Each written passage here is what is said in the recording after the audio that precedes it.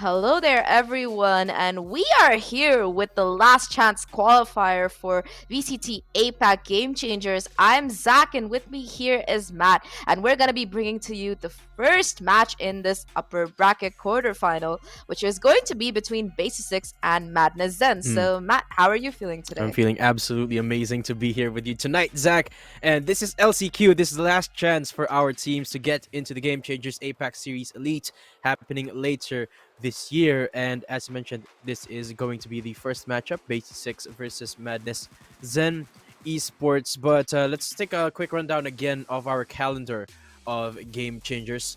There we go. Already done with the first two stages. Open overtime just concluded in July 3rd, and we're starting with the last chance qualifiers today, or rather last week, up to the 21st.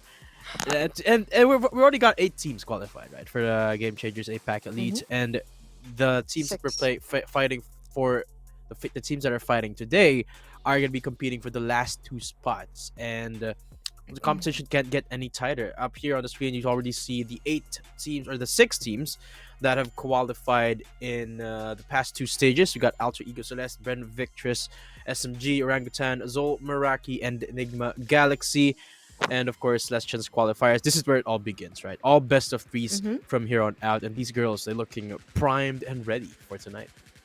Yeah, especially considering the teams that are here, it's interesting because this LCQ, since it's open to everybody, it's a mix of both old friends and Yes. new content, new challengers. So definitely, it's going to be exciting to see which are going to be the last two standing as they move on to Elite, and big stakes on the line because the winner of Elite is going to be the team that goes to the International Game Changers event that's going to be happening in Berlin later this Yes. year. So the stakes are impossibly high right now for the 6 teams that have already qualified, as well as the remaining 8 that have a possibility of making it to Elite. And, I'm especially excited because before the last month or so, I would have said that it is going to be Alter Ego who makes it without doubt, but there have been a few changes, but more about that later because let's Yeah. take a look at the 8 teams that are here so far. So, familiar faces, W Streak, they almost made it in the overtime series. They missed it off in the last game. It was a best of 5, and there were multiple overtimes, and they almost made it. But this is gonna be their last chance, and they're gonna be looking to lock in their seat.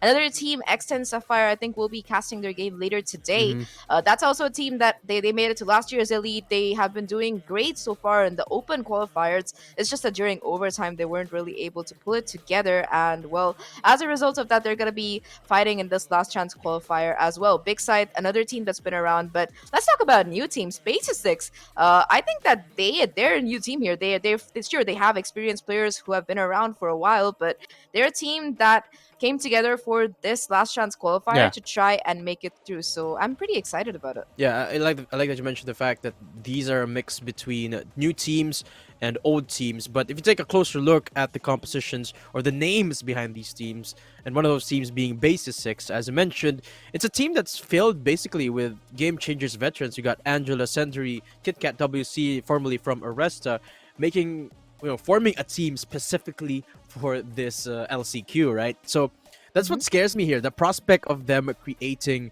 an entire roster just for this tournament. It's an absolutely terrifying an absolutely terrifying team to face against. And well, I am very scared if I'm going to be playing up against them. Of course, Madness Zen Esports, as mentioned, is they've been around for a while, been playing since Open 3. And let's take a look at the prize pool. Other than being qualified, or other than the first 2 teams being qualified for elites, we got the prize. Of course, the first and second places get $1,200 each.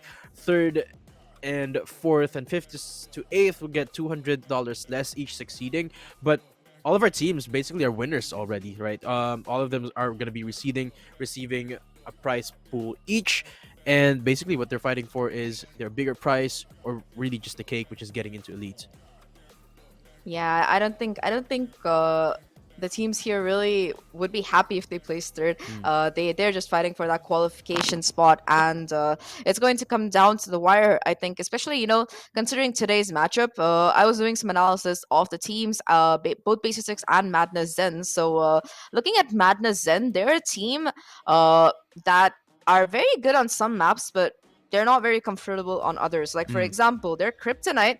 There are two things that are kryptonite for Madness Zen. The first is going to be Icebox, and the second is going to be the team of Aresta, because so far in both Open 3 and Open 4, it has been Aresta who have taken them down. And guess who's on BASISSIX? None other than one of their star players, KitKat. So that's a bad omen right off the Yeah. bat for Madness Zen here. Yeah, kind of poetic justice, if I might say that. I don't know if that's the proper innuendo, but yeah, I like to point that out. Icebox being one of the maps that actually Madness Zen have the most experience in, but not really have found a lot of success with it. We are going to be showing up the map video in just a few seconds, and I believe Icebox is going to be in it. So I'm really excited to see what Madness Zen is going to turn up in that map, particularly because Hmm. of that reason, right? If you are a team that doesn't find a lot of success in that map, generally you want to avoid it. But Madness Zen, they put priority on banning a different map. I believe it was Fracture that put priority banning on instead of Icebox. So I wonder if we're going to be seeing something new from them today.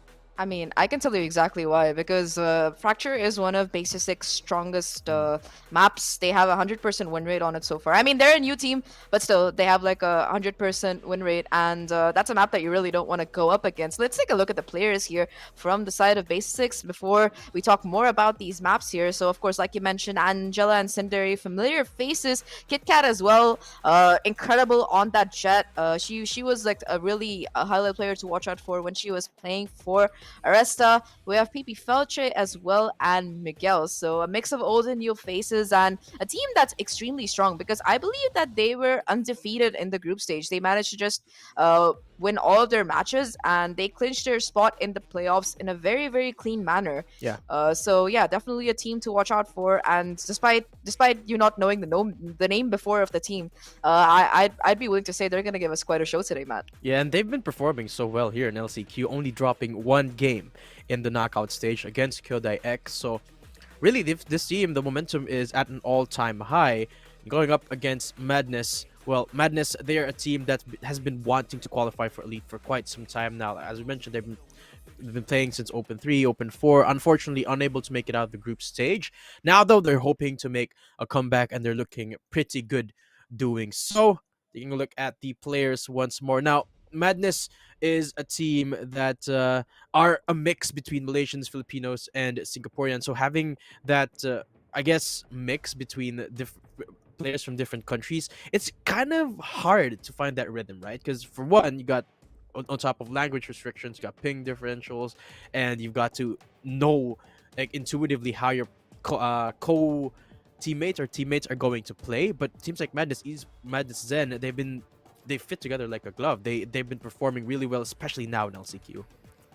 Yeah, LCQ, it was very, very close. Like, they've been playing well, but during the group stage in particular, they barely made it. Like, it was a Mm. three-way Three-way tie. tiebreaker that they broke with a 5-round differential. That's all it took, 5 rounds. If they had won 5 rounds less, it would be another team here. So, I don't know, maybe it was because their bracket had a bit more difficult teams that they had to go through, or they were just having a couple of rough days. So, a bit rough for them heading into this. So far, at least statistically, it seems like BASISSIX are shaping up to be a better team. But head to head, you never know how it's gonna go, and it comes down to the map vetoes. That's incredibly important. So let's take a look at what exactly these teams have chosen to take us into today. Because, like I said, the first ban, it's gonna be Fracture. Madness won nothing to do with that particular map, because, like I said, it's a map where BASISSIX have found incredible success so far. They win not only convincingly, they also have a 100% win rate, so they really want to don't want to go into it. BASISSIX, on the other hand, they are going to be banning Split. Perhaps it's a map that they're not really comfortable with. I don't think they really played it either Yeah. in this tournament so far, so that's interesting. But the first map that we are going to be seeing today, that is Bind, and this is a map where Madness Zen are actually quite comfortable, which is probably why they've picked it. It is one of their comfort picks, just so as to speak, and they have a pretty convincing win rate. I think they have like an 80% win rate so far, and they love running like either a double initiator. These days they mostly run a double initiator Hmm. combo. They only run a single duelist, but sometimes they also do go in for that double duelist. So I'm intrigued to see what exactly they're going to be picking heading into this particular map here. Yeah, I'm really excited to see though this matchup particular in Bind, because this is Madness's map pick, right? And this is a map where it seems like they've found their composition already. Even before the chamber nerfs, they sort of shy away from a chamber and more towards a stage into a double initiator. And now with the chamber changes incoming, teams are still just adjusting to that, whether still deciding whether they should stick to the chamber or perhaps go a little bit more towards that utility side.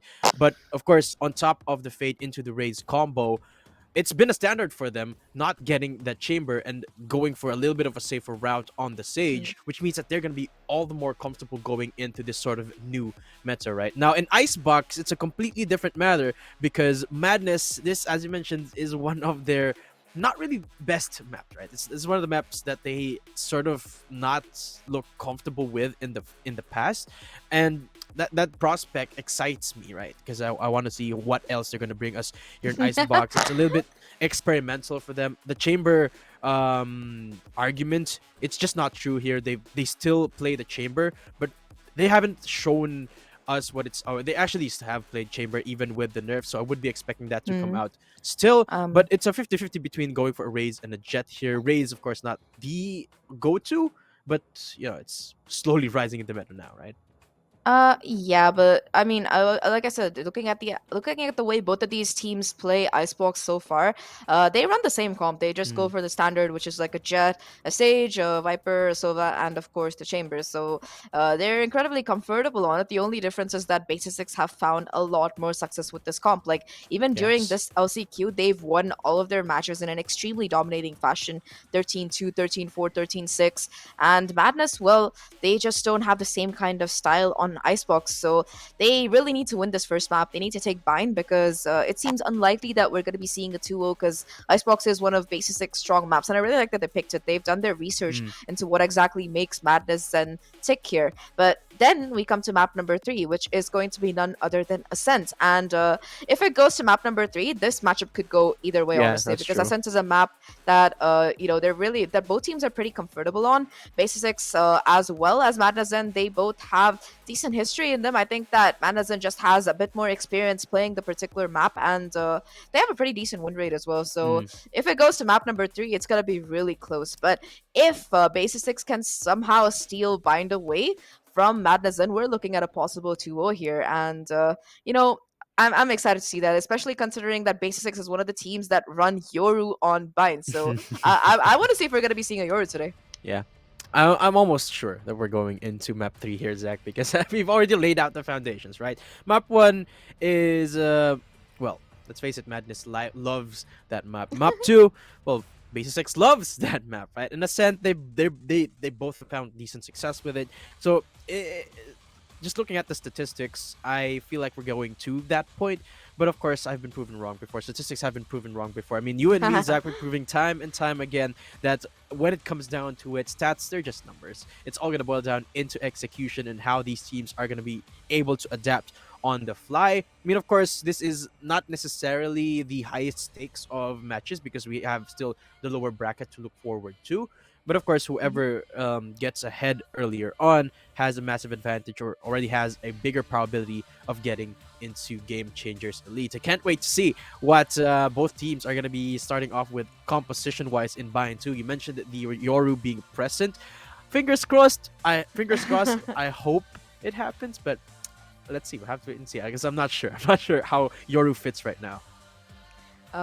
You just go in and you put on your blue little mask and you're like, I'll handle this, and you go all around and create havoc while the rest of your team Mm, jumps in. Like we've seen Forsaken do it enough. At this point, that's true. That is everybody knows true. how to do it. The question is, can they pull it off? And if they do pick up that Euro, I'm gonna be interested to see that. Another thing that Basic does like to run on the map of Bind is Astra, so Oh, that's a yeah. controller that you don't see that much around anymore. But we can keep speculating here, but I think that Agent Select is ready. So let's go ahead and see what exactly these two teams have in store for us on Bind today. Ooh. Yeah. Pretty excited to see what both Kit Kat and Michui are going to be using as duelists. I mean, both of those are tried and true Jet mains, but with the current state of things, with Fade being so dominant in the meta, Raze is an absolute necessity, particularly in maps where you can have those lineups. And of course, you can't talk about Bind without talking about Raze. So both of them Mhm. seemingly will be defaulting towards that. Actually, it is Angela going for the Raze route. Seems like KitKat were be taking on the mantle of the Sky this time, so more of the initiator and utility dump role for KitKat. Michui, of course, will be staying for that duelist role, and this is what I've been talking about. Mad they have this very defined composition here in Bind, and this is the exact same composition that I was talking about. Brimstone into the Sage, they really have their own particular playstyle, and it's a nice change of pace. Neither of our teams are gonna be going for the Omen. Yeah, it's just gonna be Astra and Brimstone all the way. And I like this because Brimstone is one of those controllers that's really, really strong on buying the ultimate. If you know the lineups, you can you can buy so much time. I've seen Brimstones clutch out like 1v3s and 1v4s just off the back of the utility kits. So yeah, that's a good pick coming in from Madness. Then Senderi as well. Her usual Astra, nothing new to see here. I am a little bit disappointed that we're not gonna be seeing a Yoru, but I guess the value that you get from having those initiators on board as well as the healing from the sky is just too much to really compromise on. Mm. Both of these teams going for a comp that is kind of in meta, but more than that, it's just something that they're really comfortable with. So they're not messing around here. They really, really want to win this, and I appreciate that coming in. So heading into this particular map, so what do you think about what the players are playing and everything else stuff? I mean, of course, the main difference between the two compositions is that PP felt Cha are gonna be on that chamber, so sort of acting like a semi sort of duelist, sort of a little bit more aggressive. One of the things that I feel like is very, very overpowered, I'm sorry for using that term, but it's just so true about a chamber, is that he can take any fight he wants, and can basically get away scot free whether he gets a kill or not. So really, I feel like chamber is unmatched, so I wonder what Madness is going to do to sort of counteract that, because I feel like, or rather personally, I like having a chamber more than I do having a Sage, just because of that fact that you can be that aggressor on either side, and you can find impact as long as you find a frag, or at least put a trademark in a good spot. Such as right now, look, there's only a singular anchor in B site, and it's enough. PP Felcha. Well, of course, the TP has been first early on, but Madness not really taking any sort of unnecessary risks, which I like. Mhm. 50 seconds left. They have a lot of time, but pretty soon they have Oh to make a no. choice, and it seems like they want to hit A site where there's a 4 stack here, Zach. Yeah, that's really unfortunate. They tried to use the haunt to try and draw some attention towards that B side, but the bait hasn't been taken here, and it seems like this A push. There are 4 players that they have to deal with. Possibly, they're not going to be able to take U-Haul at all. Already, the pain shield's coming through to try and deter the plan from going, and while it deals a little bit of damage, T is going to be brought down to half HP. It is still going to be the trades coming through pretty evenly. In fact, Machuli finding so much value off the Wow. frenzy. This attack succeeding incredibly well as it's just KitKat trying to hold on. Michui with the 3k is going to be able to win this pistol. I think they don't get the spike plant, so that's going to be a little bit less money that they have in the bank. But overall, that round could have gone so badly for Madness. Break it down for us, Matt. Yeah, amazing start here for Madness. Frenzy in the hands of Michui, enough to mow down 3 members. Remember, Zach, it started off with a 4 stack from BSX there Exactly. in a site. And a quick rotate too from Felcha made it so that it was almost a 5v5 when the site take was happening. And blink of an eye, just one frenzy clip. Michui just mowed them all down here in left. Amazing start. Of course, that means that Shorty will be up in the hands of Angela and just the pistols, the rest of the BSX squad, who again have opted for the 4-to-1 split here. Alone Mhm. in Felcha, or in B side Felcha is, and they're not going to be finding her. Yeah, that was a very, very quick take. Felcha forced to play retake here, and they're aware that there might be a player in Hookah, which is why the smoke has come through. The Mm. full 5-on-5 retake right now, but the firepower at least lies in the hands of Madness right now because they do have those upgraded Spectres. They're being surrounded on all sides, though, because most of these players are going to be aside. Angela pushing on towards long, already spotting out players here. I don't know if they're aware of the possibility of this flame coming through. Angela, though, she's going to be caught off guard, and both T and Zoji mowing down the players towards towards long. KitKat finds one, but that's going to be all she finds because Madness are going to be able to take this anti-eco and convert it. And they hold on to 4 Spectres as well, which bodes well for them on this particular bonus round. Looking at the ultimates as well, KitKat already close to those Seekers, but apart from that, nobody else is really on line here, really close. So Yeah, that was a quick execute. This time, I think we might be seeing a bit more slow play coming in from them. of course. I like that play from BSX though. They put up 3 members coming in from both Belong and Hookah just to try and take those closer fights, right? But unfortunately, Madness, they read them like a book. They positioned themselves so deep into sight that by the time the 3 flanking members made it happen, already fallen down. But you were saying something about taking things a little bit slower. Well, BSX, they didn't get the memo here. Yeah, they really haven't. Already trying to I'm in Madness actually, but yeah, BSX they're willing to be aggressive here on this defensive side. They're willing to try and see if they can pick off people with the superior weaponry. They have in mind T already with that frenzy doing a bit of damage. That Sage able to bring them back up to full HP, but that's gonna give a cue that there are at least 2 or 3 players down towards the short area here. It seems like the 3 players on A side they're gonna have to try and hold on to it, and they should be able to because they have quite a bit of utility. The jump peak, Miguel spotting out at least 2 there. So this, with 50 seconds left on the clock, it seems like Madness, they have to make a call here whether they want to go through or not. And the call seems to be we're going to push in. We have our Sage, we have the Haunt, and off the back of that, we're ready to go in here. The Satchel into U-Haul as well. The Seize is too good though, and KitKat is going to be able to convert that kill off of that distraction here. The Seekers coming through, spotting out players, and it's going to be a 3v5 retake. At least they do get that spike plant in this bonus, but it seems like this might possibly be an almost flawless round. Oh, scratch that. KitKat fell down from Sage's hands. Angel trying to push up against Miguel here, but so much utility still available for the hands inside of Madness. Oh no. There you go. They pushed down, and they weren't ready for Angel's position. And now, it's looking pretty scary here for BSX. Remember, this is the round where they got the full buy. It's already falling apart for them. Zach, last man standing. And Sandri, does she have it in her to close it up? She's running out of time and bullets. And Angel, 3rd round there for Madness. Wow, they convert that round 3. That was insane coming in from them because it was a 4v5. BASISSIX get the initial pick. They let the spike go down. All they have to do is retake it. But man, that push through showers was what really clinched them around. KitKat caught in the reload, caught off guard, making things really, really rough. And with that Mad, they're gonna put BASISSIX back into an eco here just to judge for Senderi. But apart from that, this is a round that they should convert. They also do have that orbital strike on T here, Matt. So, many they kills. have a lot going for them. So many kills on T. Already gotten that ulti. But now again, it's a B site executes. It seems like for Madness, of course, they do have the weaponry advantage, but gotta be careful. All it takes is one headhunter bullet at the right place at the right time, and they might get shut down here. But Michui still going in for the side push. Chewy and her satchel movements is pretty clean, and this is like every time they go to the B side, they do the same thing. She satchels in, they throw the Haunt. If anybody gets caught, she's probably gonna wallbang him through it. So yet again, a 5v5 retake right now. And I think the hookah control, it's still not in the hands of Matt, and they're aware of it, which is why they're going to be playing very, very cautious there. The 2 players on site, though, they're very capable of being pinched, and T already finding 2 somehow with that Vandal. Will be able to get that heal as well, and finally Felcha able to stop the bleeding as she takes down Angel. 2 kills found, 3 right now. It's gonna be a 2v2, make that a 1v2. Can they close it out?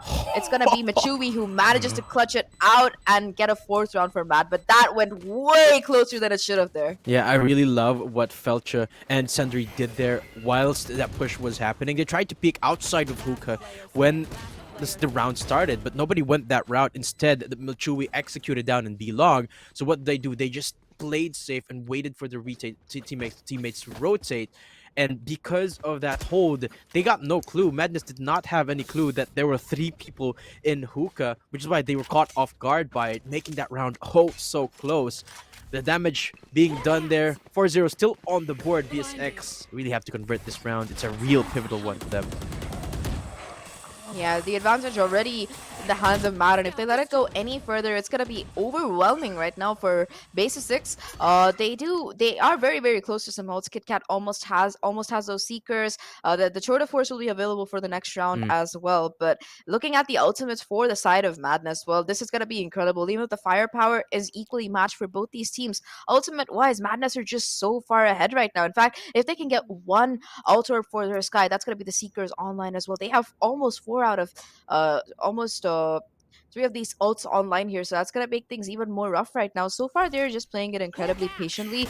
They are trying to get some B control. They already have long so far, and after taking that orb, are they just going to take the TP? I don't know if that's what they're planning to do. It seems like it, and off the back of that, it might be a quick push towards this A side here. Already, Showers has been taken over yeah, by Michui here, so if they do make their way back, it does seem like an right A hit here. coming in with 30 seconds left. They have to make a move, and it Orbital seems like at strike. least they're aware of the possibility of the orbital strike, which is why nobody is really playing inside uh, the UL area here. That's not gonna find anything, but nevertheless, the site has been left open, and it seems like the spike will go down. Yeah.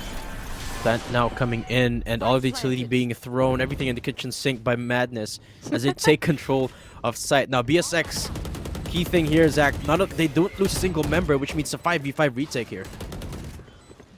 Yeah, that's it's looking incredibly rough right now for them. They don't really have ultimates either to work with, so they have no information as to where exactly these players are. Already T finding one. The trade does come through, but they still have so much to do here. Angel holding strong towards this area, and U-Haul, her position is known though. The clock is ticking as well.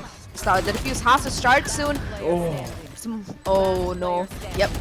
1v1, and yep, they managed to get the defuse. Finally, a round going in favor of BASISSIX. I had to take a pause there because I was incredibly confused. But I know. Angela with a 3k and the defuse. Well, yeah, that's going to be the round that they really, really needed. And it's surprising because they invested so much. They invested the Nightfall, they invested Yeah. the Orbital Strike. All of that went in and they couldn't convert it. That's And so rough. and it's still so close. Like BSX, they won that round by a hair. They lost four other members, but still a win is a win here. Zach, I'm not sure if that's actually gonna permit them off the full buy, but BSX, they recognized the situation. They knew Madness had a lot of these ults running, and as you mentioned, I love that you pointed out, no one was in U-Haul because they were anticipating the orbital strike commitment there. And the reason why Madness could not translate that round was because they invested everything into that push. Now, again, BSX start off a little bit hard with two of those members going down. Paying for that aggression really, and that's going to be really unfortunate for them, especially considering that they had weapons. So you see that Felcha is only playing with the Tour de Force, trying to hold on A all by herself here. Showers control has been taken. It does seem like it's going to be an A execute, so Felcha is going to Yeah. have to go huge heading into this particular round, seeing the disadvantage that already the players Oh are no. facing here. The utility is going to give away some information though, and yep, that's going to be satcheling. That's going to be Michui satcheling in already, pushing through the smoke, but oh no, the judge is too powerful here. It's just going to be the chamber left right now in this 1v5. Only a tour de Yeah. force to Felch's name here. She couldn't even find an entry heading into this particular thing, and the smokes, they go away at the wrong time. She's not going to be caught in an open position at the flank. It seems like it's They on don't as want to well. peek. So if she, yeah, they don't want to peek, but they also know where she is. They're expecting it, so they're just gonna keep her locked in. Like, look, we're not gonna peek, but if you try to move out, you're gonna be paying for it. She does manage to take down T, so that's at least one pick that she's able to get, but she doesn't have any information about the position of any of these players. And well, yep, that's gonna be the judge shutting her down. A fifth round for Madness, and I think the reason why they're doing so well and they have such an incredible lead is that they're really able to close out on these engagements, which they take right off the bat. They Exactly. get those picks right on the onset, and after that, their post plant discipline is almost impeccable. So Yeah. that's a deadly combo. You don't Yeah. want to let them play post plant. Yeah, and I feel like BASISSIX isn't necessarily doing anything wrong. They're just being outgunned here by Madness Zen, which I really, really like this showcase here. I love this look from Madness Zen. They're winning it by the fundamentals. I mean, I believe that just one round where they invested everything was a sort of fluke to this otherwise almost flawless game for Madness Zen, because when it comes down to it, once the utility has been used, it seems like Madness always seems like have an upper hand here when it comes to the raw team fight. VSX, I'm not sure about this timeout timing though, because well, they're going back into the eco here, and I'm not sure just how much they can do. I mean, sure, they've got 4 ults to their name. Tour de Force being used in the last round means they don't have that this time. But I'm not sure what the plan is here for BSX. What are they planning to do in this eco round? I mean, they could scrounge up a buy for perhaps 1 or 2 of their roster, but seems like they're not going to be going for that anyway. Yeah, it's just gonna be a full-on eco right now. We have like one sheriff for Miguel. They have so many ults though, so they should consider getting some kind of hero rifle on board and try to convert based off the back of those ultimates. But nevertheless, it is going to be an eco and a round, another round that Madness can comfortably take turn. Already T is performing so phenomenally. Already only 2 away from the orbital strike. For context, she used it 2 rounds ago, so this is pretty insane coming in from the ult farming from the side of the Madness players is just insane. They're getting a lot of the ult orbs, they're planning out their plants, and yeah, they're also getting all the frags. So it's just going really well for them. They're able to have at least one ultimate Oh, online in almost every round. Looking at the positioning from these players, so it's going to be full on 5 stack towards B yeah. here. And Madness, well, it seems like they're aware of that because after these players push through A, it is going to be the knowledge that A side is free for taking, and that's just going to be rotation coming through. They know it that the flash is going to give away some information, and it seems like yet again, BASISSIX, they're going to be gambling wrong. They're going to be on the back foot here, and yet again, it's another run that's probably going to go for Madness. Yeah. The key difference being that this time they have sort of an experience like similar to this before. Remember, in I believe round number 1 was a 4 stack in A, 1 player in B sort of scenario. This time, it's a full-on commit into B site. But the difference is that they're not going for any lurks. Everyone coming in from the CT side means that Michui might find something big with this Vandal. Seeker is going to reveal her position, but she's still going to get Kit Kat off the back of that Seeker. Does get to connect onto one, but again, the gun's not really in the favor of BSX. Makes me wonder why they committed that ulti in the first place. Um, she'll be already finding a 3K, but you know she's gonna be backing off here. It's gonna come down to just a chamber. Felcher will be taken down as well, and that's gonna be a flawless round for Madness. It was against an eco, but a flawless is a flawless, and that's gonna put their economy as well as ultimates in a phenomenal spot there. They have 2 ready. They have 2 that are very close to being ready. So it looks like Madness, they just cannot do any wrong. We talked about Bind before. We talked about how it is possibly their favorite map to play, Yeah, and I think this is exactly exactly why. why. Yeah, I'm loving the they're just showcasing how well they could pull off this composition too. Um, go for the brimstone, the fade, the raise, and this is not something you see typically these days, especially with fade supremacy. Essentially, the go-to right now is of course the omen, just for that security on the TPs. But this time, Madness taking things down a notch, and BSX with a little bit more of a standard approach. I like this because they haven't really opted for this much. The standard hold down in both sides. A little bit more priority towards A side this time, which is absolutely fine. But it seems like Madness really does get the read off properly every single time. Because again, look, they are pushing up against B Long, which again, there's a little bit less security here for BSX.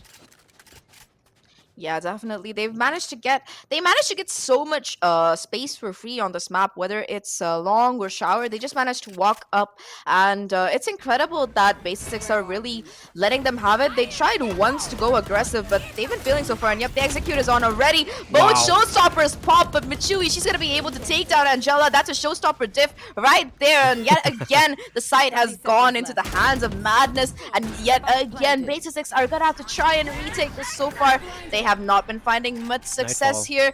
Nightfall is also being invested right now, and that makes things a bit rough, but the crossfires here are impeccable. The flash dodged as well. The smoke comes out at the right time, and this utility is buying so much time right Yeah. now for these Madness players. That Astral Divide might be too late.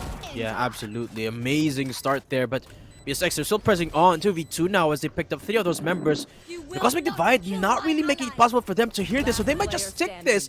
But Angel taking matters into her own hands. Angela, sorry.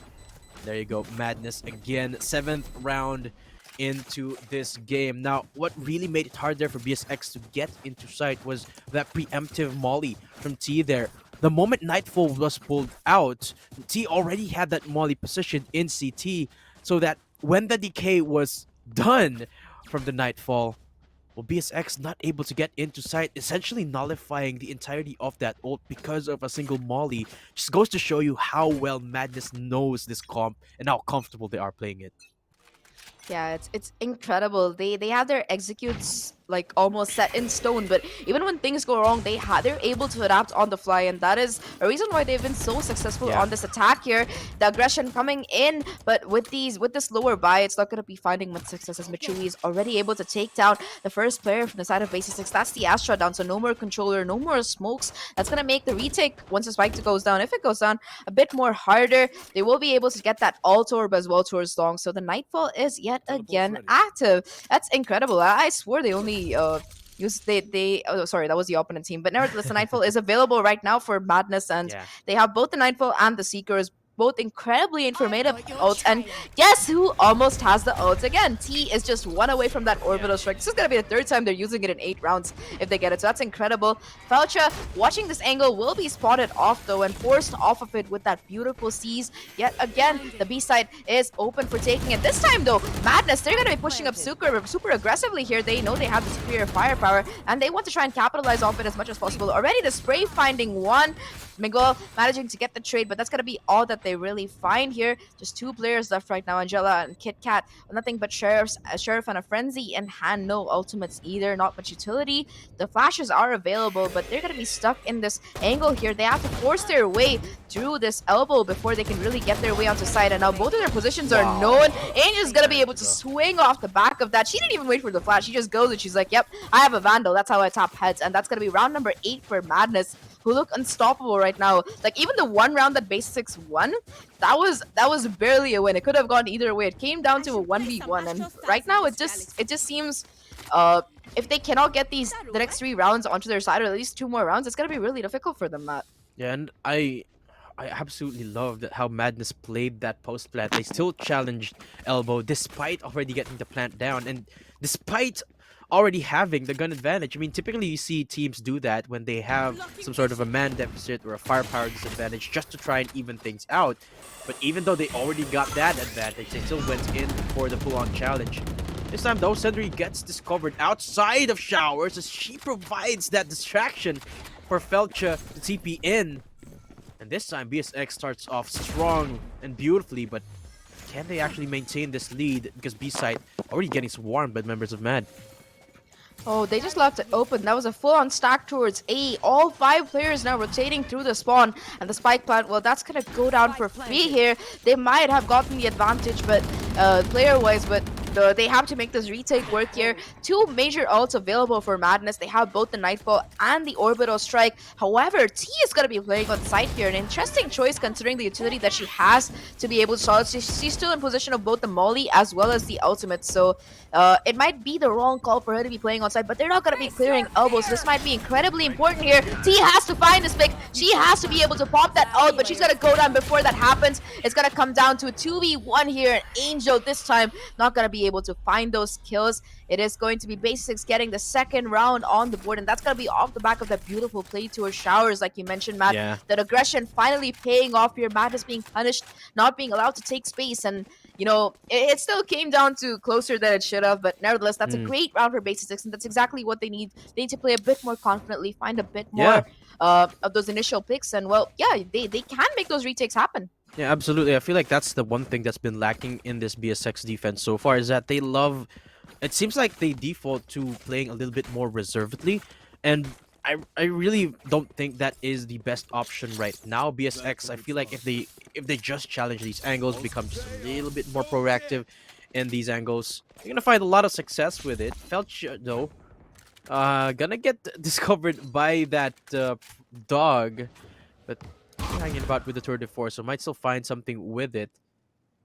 But key thing is, I am not sure if they know that the tour de force is here in A site, so that's one thing that Madness has to be careful of. But again, look, Zach, they're rotating away.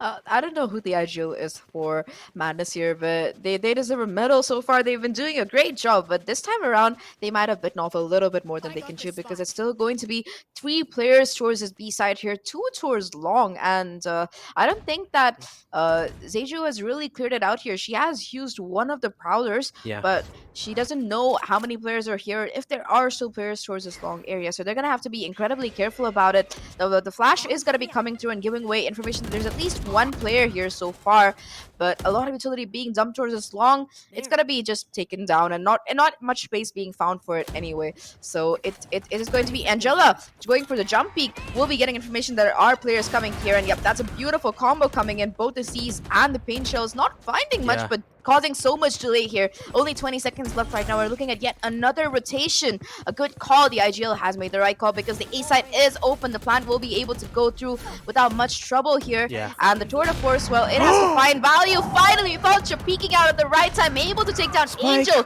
5 seconds left. The spike hasn't gone down. It might be No. too late. BASISSIX might be able to win this just on time.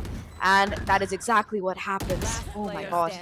Yeah, I love that play there from Madness, though. They went for the old switcheroo there, Zach, but VSX, they were ready for it. They weren't accounting for the fact that there's still the Tour de Force in play by Fulcha here in a site, and single-handedly was enough. Just a perfect kill as well on Angel, who was holding the time at the who was holding the spike at the time.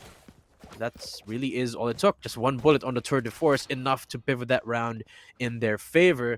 Of course, looking at the ult economy, Miguel's the only one with the ult on the board for BASISSIX, and for Madness, they do have the Orbital Strike in the hands of T once more. And let's talk about T for a second here, Zach. She's been having a blast, huh? The game, it seems like, what, the third time she already has that ulti in this first half? Fourth time. Oh, fourth I time. think. Sorry. It was, I'm toning down a little bit because she's just performing out of her mind. Let's see. This last round is of absolute importance because even though it's still a big lead for Madness, whoever wins this round gonna have that momentum carried over to the pistol in the second half, which of course anything could happen still. Yes, this is super exciting right now because this round is something that is really crucial for BASISSIX.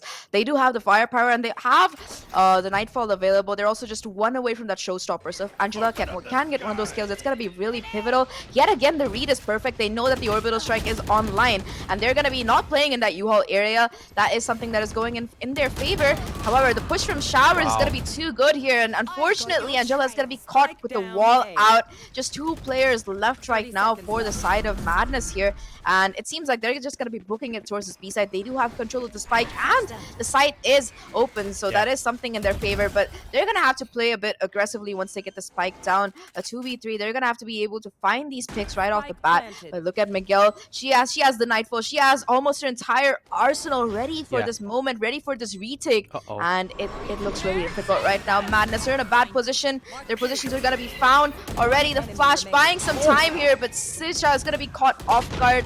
It's all down to just one player, and Ziju, she's not going to be able to find anything.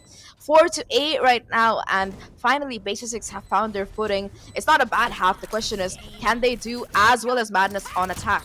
Yeah, that is a question right now. But of course, the first step to that is securing that last round, which BASISSIX absolutely did. And well, I gotta commend Zeju and Sizka there. I mean, they played it as well. Oh, was that Zeju actually alive with Sizka in that last moment? But Sizka actually played that as well as she could. It's just that the Nightfall and the Haunt was too big of utilities to fight against. She went in for the challenge, but the info was there. She got decayed, and Madness Zen unable to translate that round. But still, VSX during that round means that they are primed and ready for this pistol. I wonder how they're going to approach this though, because Madness, the recurring theme for this game so far has been they get the right read every single time. So I wonder how that is going to pan out here on the defense. It seems like the triple push down in Showers will not really be finding anything anytime soon. They didn't know that Sender is playing towards here because they have spotted her out, and off the back of that, they are going to be smoking off that angle. 4 players towards this A site on this defender half, but look at the spike. It's waiting towards B long, so it might just be a rotation coming through. They've made a lot of noise. They've used some utility. They've baited the defense into staying towards the A site, but with B long control and the spike heading here, it seems like it is going to be in fact a B push. Madness, well, it seems like they're aware of this because the Fade has rotated over. I don't know if she has her haunt yet. She might. And yep, off the back of that, off the back of this utility being dumped towards this B side, I think they're aware right now that that's Yeah. exactly where the hit is coming. The haunt finding nothing, I think. And with that, it's gonna be the retake. A full 5-on-5 is what we're looking at here, Matt. Yeah, exactly. BSX though yet to find the plant in. Fade Haunt goes in, and Angel going to contest the elbow position. Felcher teleports away, but still Mads gaining that control as they pick down the members of BSX one by one. Miguel with 1 HP still gets a kill though. Now it's all down to Michui. But look at the health bars of KitKat and Miguel. All it takes is 1 bullet each and they're gonna go down, but Miguel coming in from behind. I don't think Michui knows this. And she doesn't. Oh. Miguel secures that round. And BSX off to a great start in the second half. I like that they didn't play together because both KitKat and Miguel were aware that it would take like one concurrent shot, one bullet, in Even fact, one Nicole- right click yeah. hit right. That would be both of them going Yeah. down. So they were aware. They were like, okay, you know what? We'll double peek, but like from different angles, and they managed to get that round 5-8 right now. And this is very very rough right now for the side of Madness. Even though they had such a good first half, they really have to try. We're looking at a possible 6-8, and after that, they have to try and win these rounds as much as possible because we talked about the map vetoes here. We talked about like how important it is for Madness to take this particular map since Icebox isn't exactly one of their Yeah. stronger fortes here. So this round they aren't going to be forcing in. You do see 3 Jordies, so Uh-oh, yeah, I'm this kind of is- scared. I'm kind of scared Yeah, for BASISSIX. Exactly. And what makes it even scarier is that BSX, they're pinging that A site. They're pinging the exact positions where the shorties are going to be positioned at. Tech pause here happening. We do apologize for the delay, folks, but man, I'm going to take that as a break. I need a breather because this game has been absolutely crazy.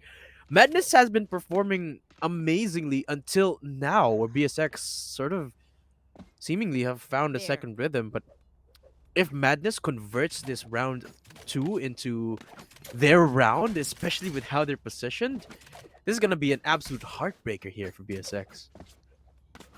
Yeah, they have to be really really careful in this particular round because they're dealing against nothing other than the power Yeah. of the shorties.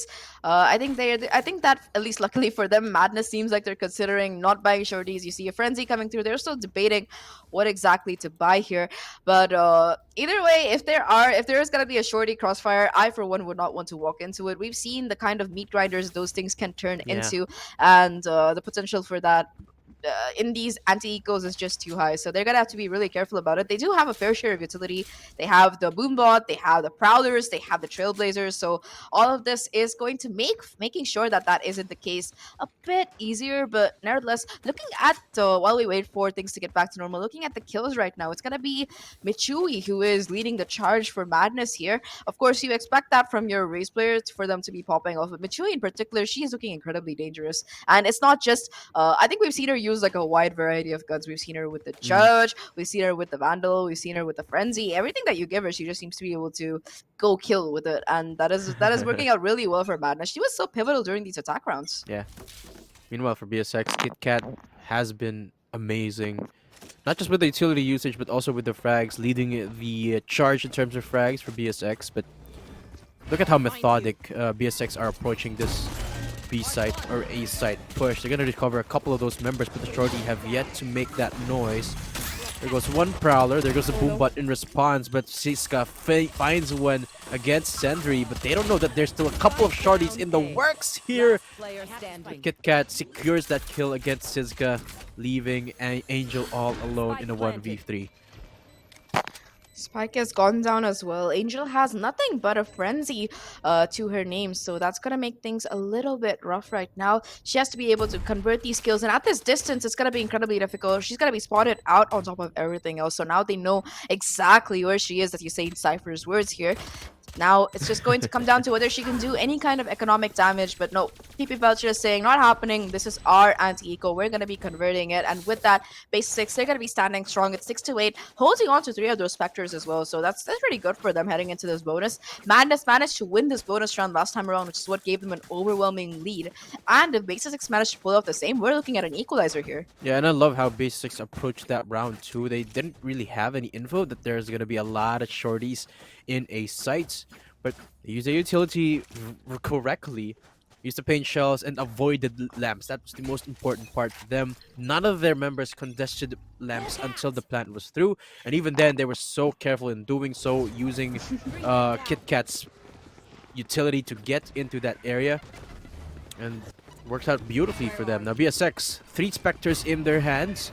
Again, they go for the 8-side execute where there's a 3-stack again, but this time a little bit more of an aggressive route. They're pushing outside of bats where Felcha is going to be there. There you go. Ooh, that is some really good timing. And with that gotcha already finding one, KitKat finding another as well. And with that, the advantage numerically at least is in the hands of BSX. Sure, firepower wise, they're not looking the greatest. And Machoui as well able to use the judge to find some action. 2 players pushing in right now from this area to showers the upgraded Phantom wrecking havoc here on the ranks of the BASISSIX players. And as quickly as that off the back of Machui's 2K, that is going to be the round going in their favor. It looked really rough there because it was a 3v4 at some point, and BASISSIX, they had the plan, they had the utility, but nevertheless Madness are going to be able to convert this. They lose quite a bit of value here. They do lose 3 of their players, so that's going to make the next fight a little bit rough. We're looking at possible half armor, we're looking at a bulldog maybe, but apart from that, this round, Madness, this is going to be a huge round for both of these teams because Yeah. Madness, if they manage to win it, even with whatever buy they have, that's going to be double digits for them. They're going to be so close to taking out this map, but BASISSIX, this is their full buy. This is their chance to really like shine here, and that's exactly what they're going to be trying to do. A little bit of priority here in Hookah, and this is where things get a little bit exciting, if I might say that, for Madness' side, because, well, they have a judge on Michui's hands. Sky Flash is going to be there to try and discover any of those lurkers just outside of Hookah, but seems like Angela has got the proper read against that play. Another flash comes out in Belong. I don't think BSX are wanting to risk anything anytime soon. Felcha plays with a little bit of fire, but they'll be able to TP on the way, such is the liberties of a chamber, and steering clear of it. They've caught a whiff of it in BSX. It seems like, again, this time they're turning things around. They're the ones getting the read right. Oh my god. Okay, that is not something you expect. Angela watching the angle with the Vandal still gets taken down by T's Spectre there. That is huge, and with that, the defense, they're looking more stronger second by second here. The push is coming through showers, but the Trailblazer is going to give away all the info, but it doesn't matter because the BASISSIX players are going to be able to get both those picks off the back of that peak just coming in. You could just see the tip of the Sky's head there. That's going to be so unfortunate. With that, they're going to be booking it towards his B side, but it's not empty Judge. because in the tube, that's going to be Michui with the Oh, judge. no. She's going to be running out, finding one for her troubles, but that's going to be the spike in the open. 30 seconds left to 2v3 right now, Yeah. and this is looking so bad for BASISSIX. It looks like they're in so much trouble. The teleporter has been taken as well, so that's going Oh, to they be took a spike. yeah, they took the spike. They're running around again. They're going towards the ace side. What is happening here? Yep, the ace side has been open. The rotations have come through, and I think there is enough time to get the spike down this time around. They're not making the same mistake, and with 5 seconds left on the clock, the spike does go down. At least the BASISSIX players, they will be able to get the plants and get into their post-plant positions. Madness, they were playing a little bit of an eco, a half buy round here. They should be able to pick up the upgrades at the very least. Yeah. Angel, for example, she got a Vandal. She only had a Sheriff before, but nevertheless, numerically and time post-plant wise, everything seems to be going in the favor of BASISSIX. Going in for the lamps push, but Cat's so good on the swing, and they really had to push those angles because they don't have a lot of those positions. They only had the Haunt to work with and a heal in the hands of Angel there. No wall, which is why they had to get those fights, get into their faces. Unfortunately, they just weren't able to win the swings, and again, Michui finding so much presence with the judge, but BASISSIX fighting right back. KitKat too, finding that kill absolutely pivotal there. If Angel got the swing against KitKat, things would have been very, very different. But now, believe there's enough in the bank for both of our teams. Stand corrected. Amanda Zen does not have enough, so yeah, things are a little bit rough for them both. Again, another pivotal round in the works here. Madness, they could feel the double-digit scoreline so close, but BASISSIX is just so good at denying them that. Yeah, they've been looking really good once they switched over to attack. On defense, they couldn't play as aggressive as they like to. They started towards the last few rounds, which is why they were able to really convert those. But on attack, they were just absolutely shining here. Both, especially KitKat and Miguel, they've been so instrumental in creating space and also getting those picks. Especially KitKat, she's leading the charge here. You know, it's kind of weird seeing her in Sky because most of the time she's on that jet.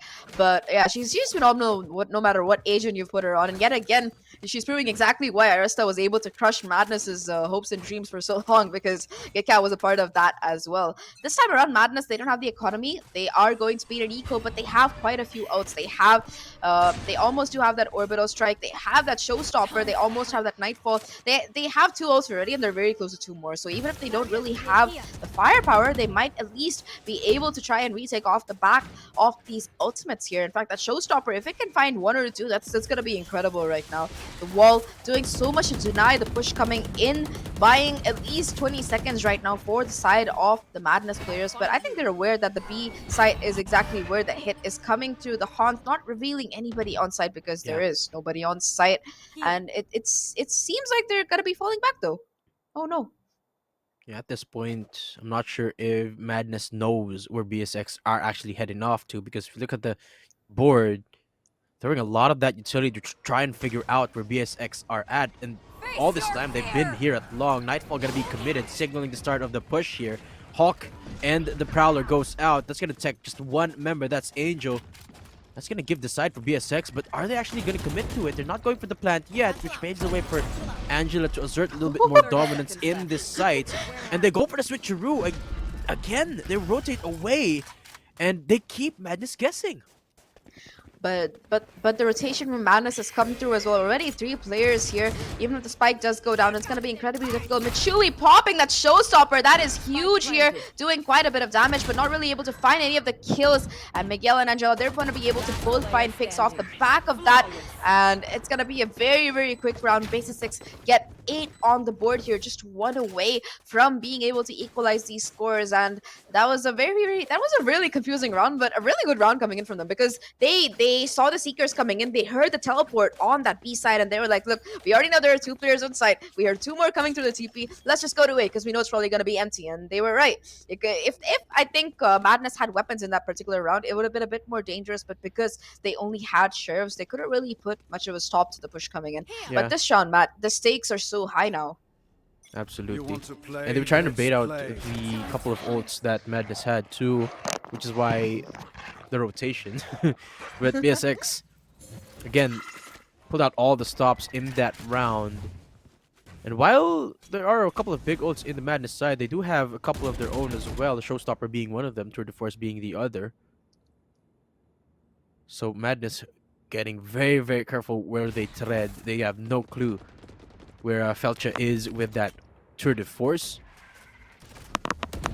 Seems like none of them are no, you caught me off guard there. Zach, I was just surprised by the smoke coming in. It's like they know where the Tour de Force might be. They're not risking it, like you mentioned. They're just playing super cautiously here. A 3 stack on this A site, and yep, that flash is gonna give away info that there are players toward that shower. Showstopper being popped. KitKat finding a pick as well. So these 3 players sure shower. She's gonna have to be really careful. Senderi though, already finding one for her troubles. Angel will be able to shut her down and get the resurrection as well. But Angela, she's ready for it. Can she get these picks is the question of nope, she's gonna be forced to fall back here. Felcher as well on the flank already. And it's gonna be these players in showers stuck between a rock and a hard place right now. It's just down to Sicha here, 33 HP, a 1v2, and she does not clear that corner. So that's going to be 9-9 right now as BASISSIX. They're mounting this comeback in formidable form. I think at one point it was 7-1 or 8-1, Matt. 8, yeah. Wow. Yeah, absolutely true. From 8-4, we're now into 9-9. I think it started off as 8-1, yeah, as you mentioned. 8-1, yeah. And now it's at a 9-9 score line. And again, they've been so good at dodging around, playing around, well, opportunities that Zeju and T could use those ultis, because it's the third round that they have those in hand. Haven't been able to use it because, again, BSX are constantly making them guess where they're gonna go. This time, okay, the aggression that I've been looking for is finally here for Madness. Of course, in an eco round. But Trademark gonna stop them right in their tracks. Looking undeterred though. So I guess that's gonna turn some eyes for BSX. Oh, the bait is good. The bait and switch coming in. Machawi managing to find one with the stinger, but that's going to be all they get because the trades come through and the B side is also open for business here. They had taken it already. Just 3 players left right now for the side of Madness as they try to hold in. Angela already getting control of Showers. The Seekers invested as well to get some additional information, and off the back of that, they know that there are still 2 players towards the CT angle here. It's going to be Angela who manages to get a nice little tap onto Saisha there. Just 2 players right now for Madness who have to try and make this retake work. They do have the orbital strike, but I don't think they're going to be investing it because this round looks almost done and dusted at this moment. BASISSIX mounting that comeback from 8 to 1 to 10 to 9, and Wow. Angel, well, that smoke is going to go away at the worst time possible, and we're looking at a possible map stealing here, Matt. It's going to be Exactly. BASISSIX who could steal it away. Yeah. And the worst part about this for Madness is that they've been at 9 for so long. At this point, you have to account for how the players are feeling right now. Remember, this is their map pick. They started off amazingly, and now BSX are they basically put up a sign that says stop. This is where it ends. You can't go any further. And Madness, they're so frustrated at the fact that they can't inch any more forward. Zeju and T really have to find an opening soon. Maybe the key here is for them to go for a full-on retake, or perhaps play a little bit more reservedly. But other than, other than that, I have no. They have to try something else here. And it seems like B Long is the play they're rooting for. Gravity Well not really making it easy for them though, as the C's into the Paint Shells combo have immediately been denied here. They're pushing up. They have to take this TP soon, otherwise Machui's gonna fall down. But the crossfire working so decently, I guess. 2 kills in the works for Madness. But BSX still pushing through in B side. Yeah, Mitsui took the TP there, so that's going to leave the site more vulnerable, at least man advantage-wise or woman advantage-wise. Things are in their favor. The Orbital Strike invested as well, doing a bit of damage to Miguel there, but she still manages to stay alive and holds onto that Nightfall. So a 4v3 retake right now, and off the back of that Nightfall, they know where these players might be, but Felcha peeking at the right time, swinging, being able to find Angel is incredibly huge there. They know her position right now, and T, well, she's going to put down the smokes, put Nightfall. down that Molly, and just go for the defuse. They're already half stuck through. The sound cues must be so awkward right now. A no. 1v1 situation. Angela has to close it out. Half the defuse has come through. And Ziju, she's going to be tapping the spike. Doesn't know where to look. And she looks at Long at the wrong time. Angela being able to convert the round 11 to 9 right now. Madness is in shambles. They don't have the rounds. They don't have the economy. And they don't really have the ults either. This is looking so bad for them right now. Counter ult from Miguel really just discombobulated the members there of Madness in the in the defusal part. Because look, they're all guessing. They couldn't hear a thing, and they were basically at a massive confusion. I feel you. I feel you, Matt. I feel you. Oh, it's just so heartbreaking to see Madness just fall apart like this because BSX is just so good. And they had an amazing start to this game as well. Now, It's so frustrating to watch, and it's just I wonder how Madness is going to bounce back. I mean, sure, this time, the Belong aggression once more, but BSX, they already know that this is in the works for Madness because they've done this before. if there was ever a time for a tactical pause from Madness, it would have to have had been this round because the momentum coming in, or even the previous round, because the momentum coming in from BSX is so strong right now. They've won so many rounds in a row that they're just feeling themselves. You saw like last time around how they're willing to take those fights towards Belong, willing to play for those trades rather than trying to get a pick for free. They're just feeling themselves, and it Yeah. shows because that's exactly why they're at this position right now. 1 away from match point, 2 away from victory.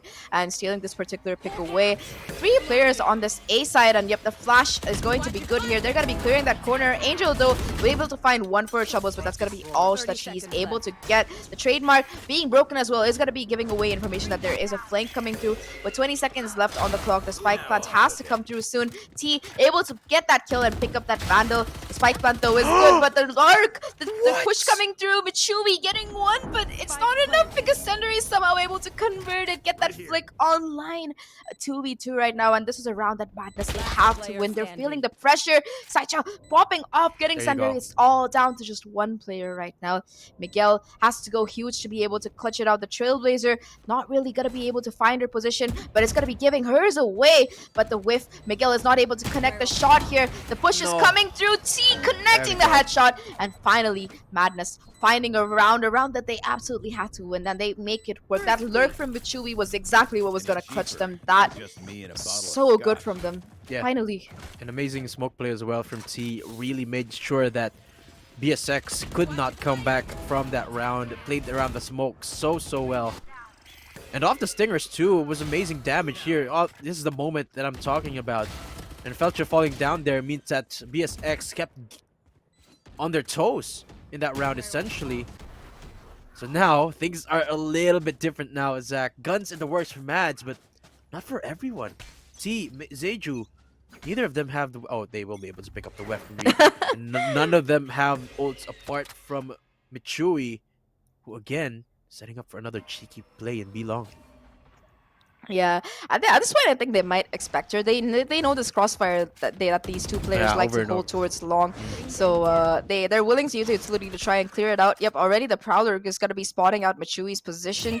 The question is Michui going to pop the showstopper? She is. It's party time, but who is it a party for? Is Michui going to be able to convert it or not? Is the question, and no is the answer to that. It's not party time for Madness anyway, because that's the one ultimate that they had going out of the window right there. Off the back of it, though, it seems like they yet again want to fight for this long control. So much utility being dumped by both of these teams here. The C's coming through as well and catching the raise. Michui has to hold on so strongly. She used her paint. I think she still has her paint shell. That's the only thing that she really has left in her arsenal. And man, these players, they're fighting tooth and nail for this particular angle. That is going to force Michui off, though, and that's going to leave the B side so much more vulnerable. It's all down to just the Sky and the Fade here, who are desperately trying to stay alive and possibly just play for a retake. That does seem to be the case here. With 30 seconds left on the clock, at least the spike should be going down, and it seems like BASISSIX are aware of where these Madness players might be coming from. Yeah, they're forcing the retake here, forcing the plant. Angel down to 1 HP, and Cisco falling down. Means that BSX are going to start rambling on into sight. Of course, 4v3 now as 2 of the members from Mads finally falling down. Angel still has a hold down in Hookah, which for the most part, the angle that they have a power position in, as long as they take care of Octagon here, Mad can potentially get the defuse, but Angel's unaccounted for, and she finds Angel. And now things are different. Mad 2v4, 2v3 actually, as T gets trundled down to 14. The double swing from KitKat. So good, and now it's all down to Zeju. Time running out, slipping away in his hands. So is the round as KitKat secures match point for BSX. Beautiful round coming in from them, and that's a discipline coming in from the BSX players. Like KitKat was in that after Angela, peaked and got that pick.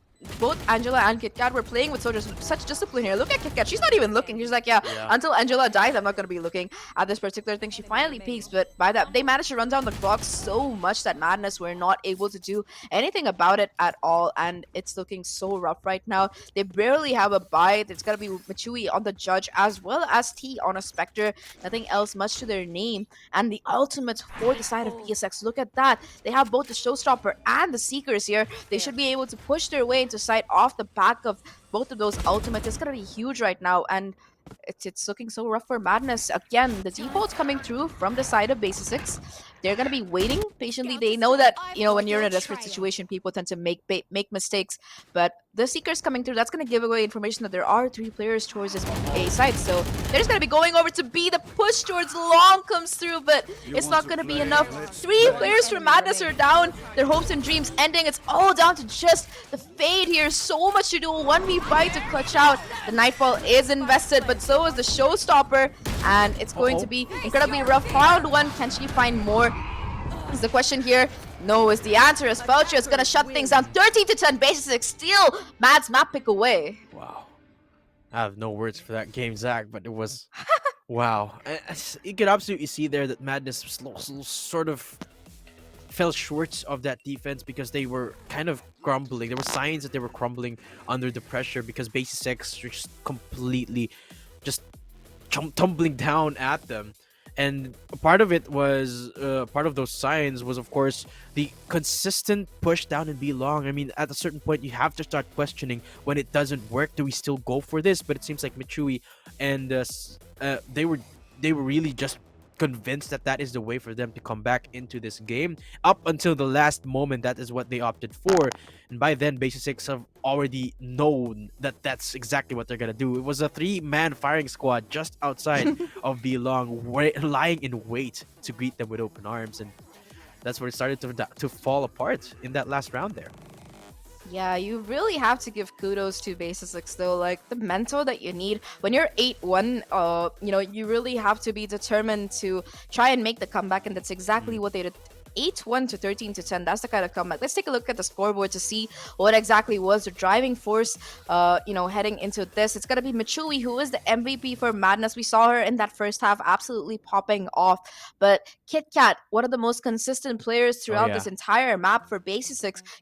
Usually you see her on the jet, like I mentioned, but I think no matter what agent you put her on, she's gonna be exactly. able to pop off. And 24, 2.2 KDA, 262 ACS. That's insane coming in from the sky. I wish you could see her assist because I'm really intrigued to see how many she got with the utility, because it wasn't just her popping heads, it was also her popping flashes, popping Exactly. trailblazers, whatever else was necessary. So just incredible coming in from them. And I think the entire team for BASISSIX, they really showed up when you needed them to. Like every single player, even Senderi, even though she might be right on the bottom of that scoreboard, she was so instrumental with her Astra utility. And of course, just on those lyrics, both Angela and Senderi, they were willing to wrap around the entire site so many times. Yeah, I feel like the biggest difference maker here between these two teams is that both of them are absolutely amazing on attack. It's just that BSX have a little bit of an advantage on the defense. I mean, sure, it went 8-4 in the first half, but Madness is unable to replicate that when they went into the defensive side. It just feels like BSX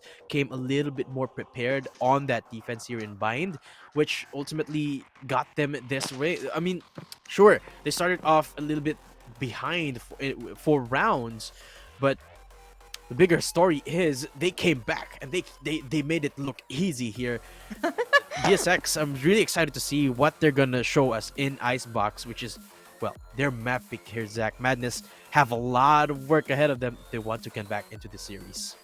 Yeah, it's gonna be really difficult right now. Looking at the rounds played as well, I think Six, they were just able to crank up so many of those objective wins, and I think that one thing that really worked out for them, the thing that really differentiated them during the defensive half, like you mentioned, Matt, is that at least the rounds that they won, BASISSIX were not afraid to get aggressive. And more than that, they did it in a very planned manner. They didn't do it in the same place every time. Like you mentioned, that Belong was such an area that Mm, Madness during their defense, they really did not want to let go of. And BASISSIX were aware of that. They knew that Madness tended to stack up B side in these particular areas. Another thing that might have been a huge factor was the lack of a Sentinel like Cypher Chamber or mm. Killjoy. There just was no utility. You saw a lot of flanks coming through even when BASISSIX were on defense. So either way, that is going to be them stealing away Bind, and things are looking really rough right now for Madness because Icebox is just not their map. But before we do head into the cold tundra, I think we're going to be taking a short break, so do stay tuned.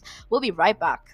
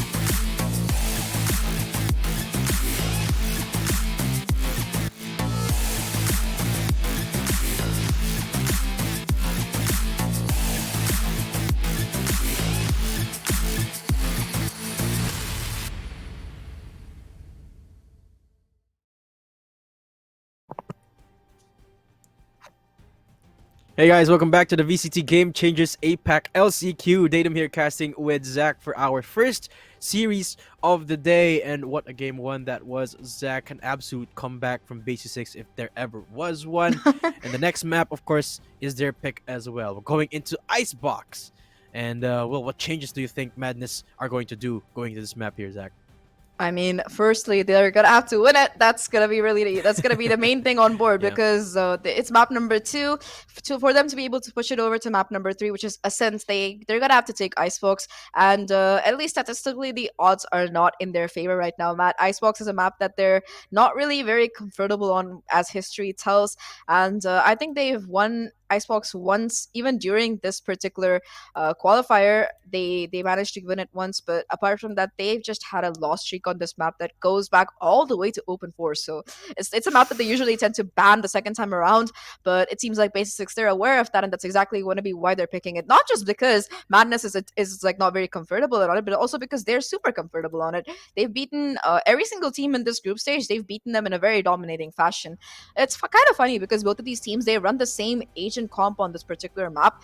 They go for a single duelist, single um, initiator, and double sentinel comp. So Icebox, it's very meta. Both of them haven't really changed things much around. So it's gonna come down to which team plays better. And the odds, at least so far, are in BASISSIX favor. But Madness, well, you can never predict what exactly they're gonna be pulling out of the hat here. We did see what an incredible first half they had on Bind, and yeah. their IGL was right on points, but they just lost that kind of thinking throughout the second half, and I'm kind of worried if that's gonna be the case here.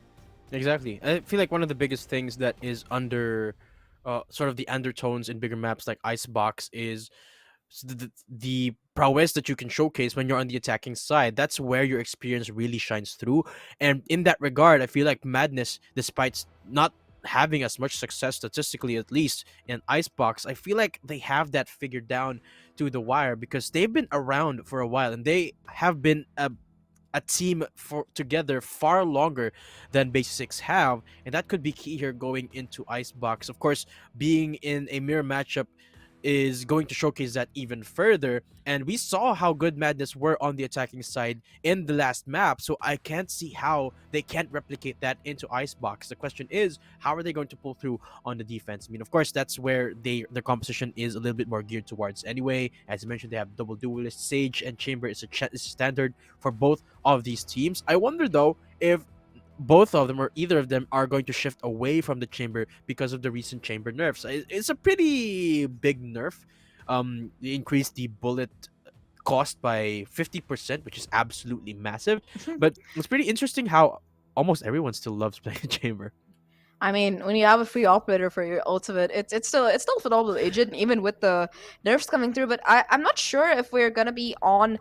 I think we are still on the last patch here, if I'm not wrong, Oh, because mm, so that the ultimate is still 7. You still have those really fast TPs, and a lot of things do go in your favor. Like I don't think the patches really yeah. come through, so that is something that you're very, very likely that we're still gonna be seeing chamber. More than that, I'm excited to see if both Michui and KitKat are gonna go back to their usual antics on Jet. But Agent Select is ready, so that's it's gonna be enough of us talking and speculating about what's gonna be happening. Let's see what is going to be the case exactly coming in for both of these teams here. And so far, nobody has really picked up anything. That's still the compositions from the last time around, so don't get too excited, too sad about it. T is gonna be going in for that chamber pick right off the bat. We saw her put up a phenomenal show on that brimstone. This time around, though, it's going to be her on the chamber, and with firepower like that, it's gonna be pretty interesting. Yep, it's gonna be a perfect mirror comp, the most meta comp that Icebox has ever seen. I don't think we're ever gonna be done with this comp unless something overwhelming happens to either these agents or these Yeah, maps. But yeah, I think while it's a mirror comp, what I'm really looking forward to is seeing KitKat versus Michui. Like I exactly. was saying before we head into this, both of these players so consistent on Jet. It's their favorite agent, and you know, especially since KitKat just played Sky and popped off, how much better is she gonna do on Jet? Yeah, exactly. That was what I was about to point out too while you were talking about it. Kit Kat had an amazing performance in Bind as the Sky, so I can't see how she's not gonna pop off again on the Jet this time around. A couple of differences as well. T is gonna be taking on the mantle of that chamber instead of being that controller, and team did have a pretty good start there in the last game. Had a lot of frags. I distinctly remember that on the first half, T used the orbital strike 8 times. So 4 times. First sorry, half. sorry, 8 times is way too many. Yeah. 4 times, 4 times. So T on the chamber this time. Nice change of pace here. Can play a little bit more aggressively. Can open up to a lot more plays here for Madness Zen. And can't wait to see how Madness is going to perform. Now, they are starting off on the defensive side. So I would expect them this time to play a little bit reservedly as they did in that last game. But I want to see some changes on how they approach it. Because, of course, they've had a lot of criticism on how repetitively they could become. This time, see if they're actually going to change pace here. Yeah, I like the stack coming in. The players who are playing on this A side, they have the Jet, of course, who can get a little bit aggressive and does do so, but will be forced off the back. They also do have that Sage as well as that Viper here. So if they do want to go for this A side, which the side of BASISSIX, which the side of Madness really likes, they like to execute on this particular A side.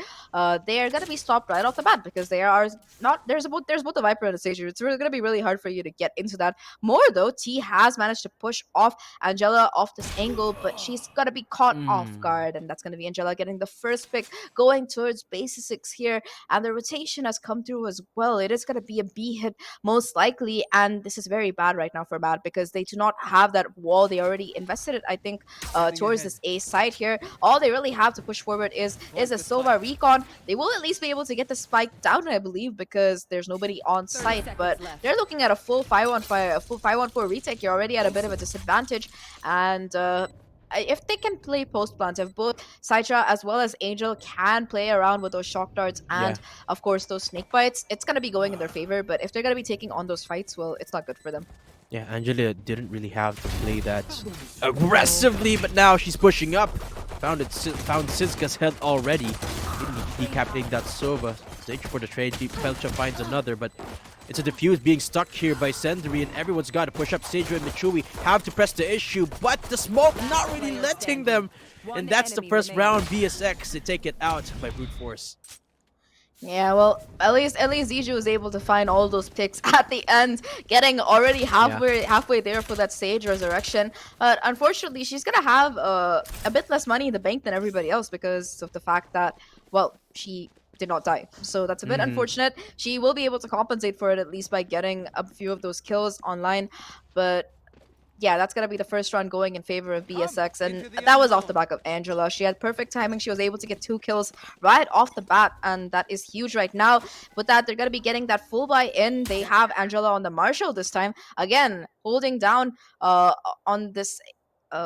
I think B side. Yep, it is going to be Angela towards this B site here, and it's going to make things even more rough. Yet again, it seems like they want to go in for the A push. Angela has swapped over towards mid, and that's a very good call because you do see a lot of lurking coming out already. Angel is going to be spotted out, but the shot goes wide, and that's going to be at least one angle, which Madness might be able to exploit a little bit. 3 people stacked up against the Viper wall, and first contact goes in the way of Felcha. That's the duelist gone here for Madness, so makes it a little bit hard for them to get into sight, even with the walls now coming up. And with KitKat still with a Spectre in hand. There is no wall anymore for the defense, but KitKat plays around with the ropes. Finds 2 from the get-go. She's looking for more now. 3k in the bank will actually be denied by Felcha, but either way, it's looking so clean here for BSX.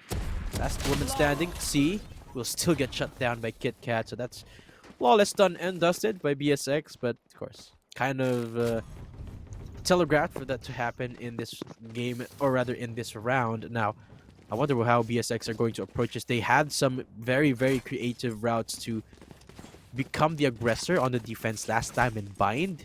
Round number 3, that's where you can showcase that, and 4 Spectres in hand. I wonder what they're gonna do, what shenanigans they're gonna pull off here. Yeah, it seems like this time around Madness, they're going to be going for a B and mid hit instead.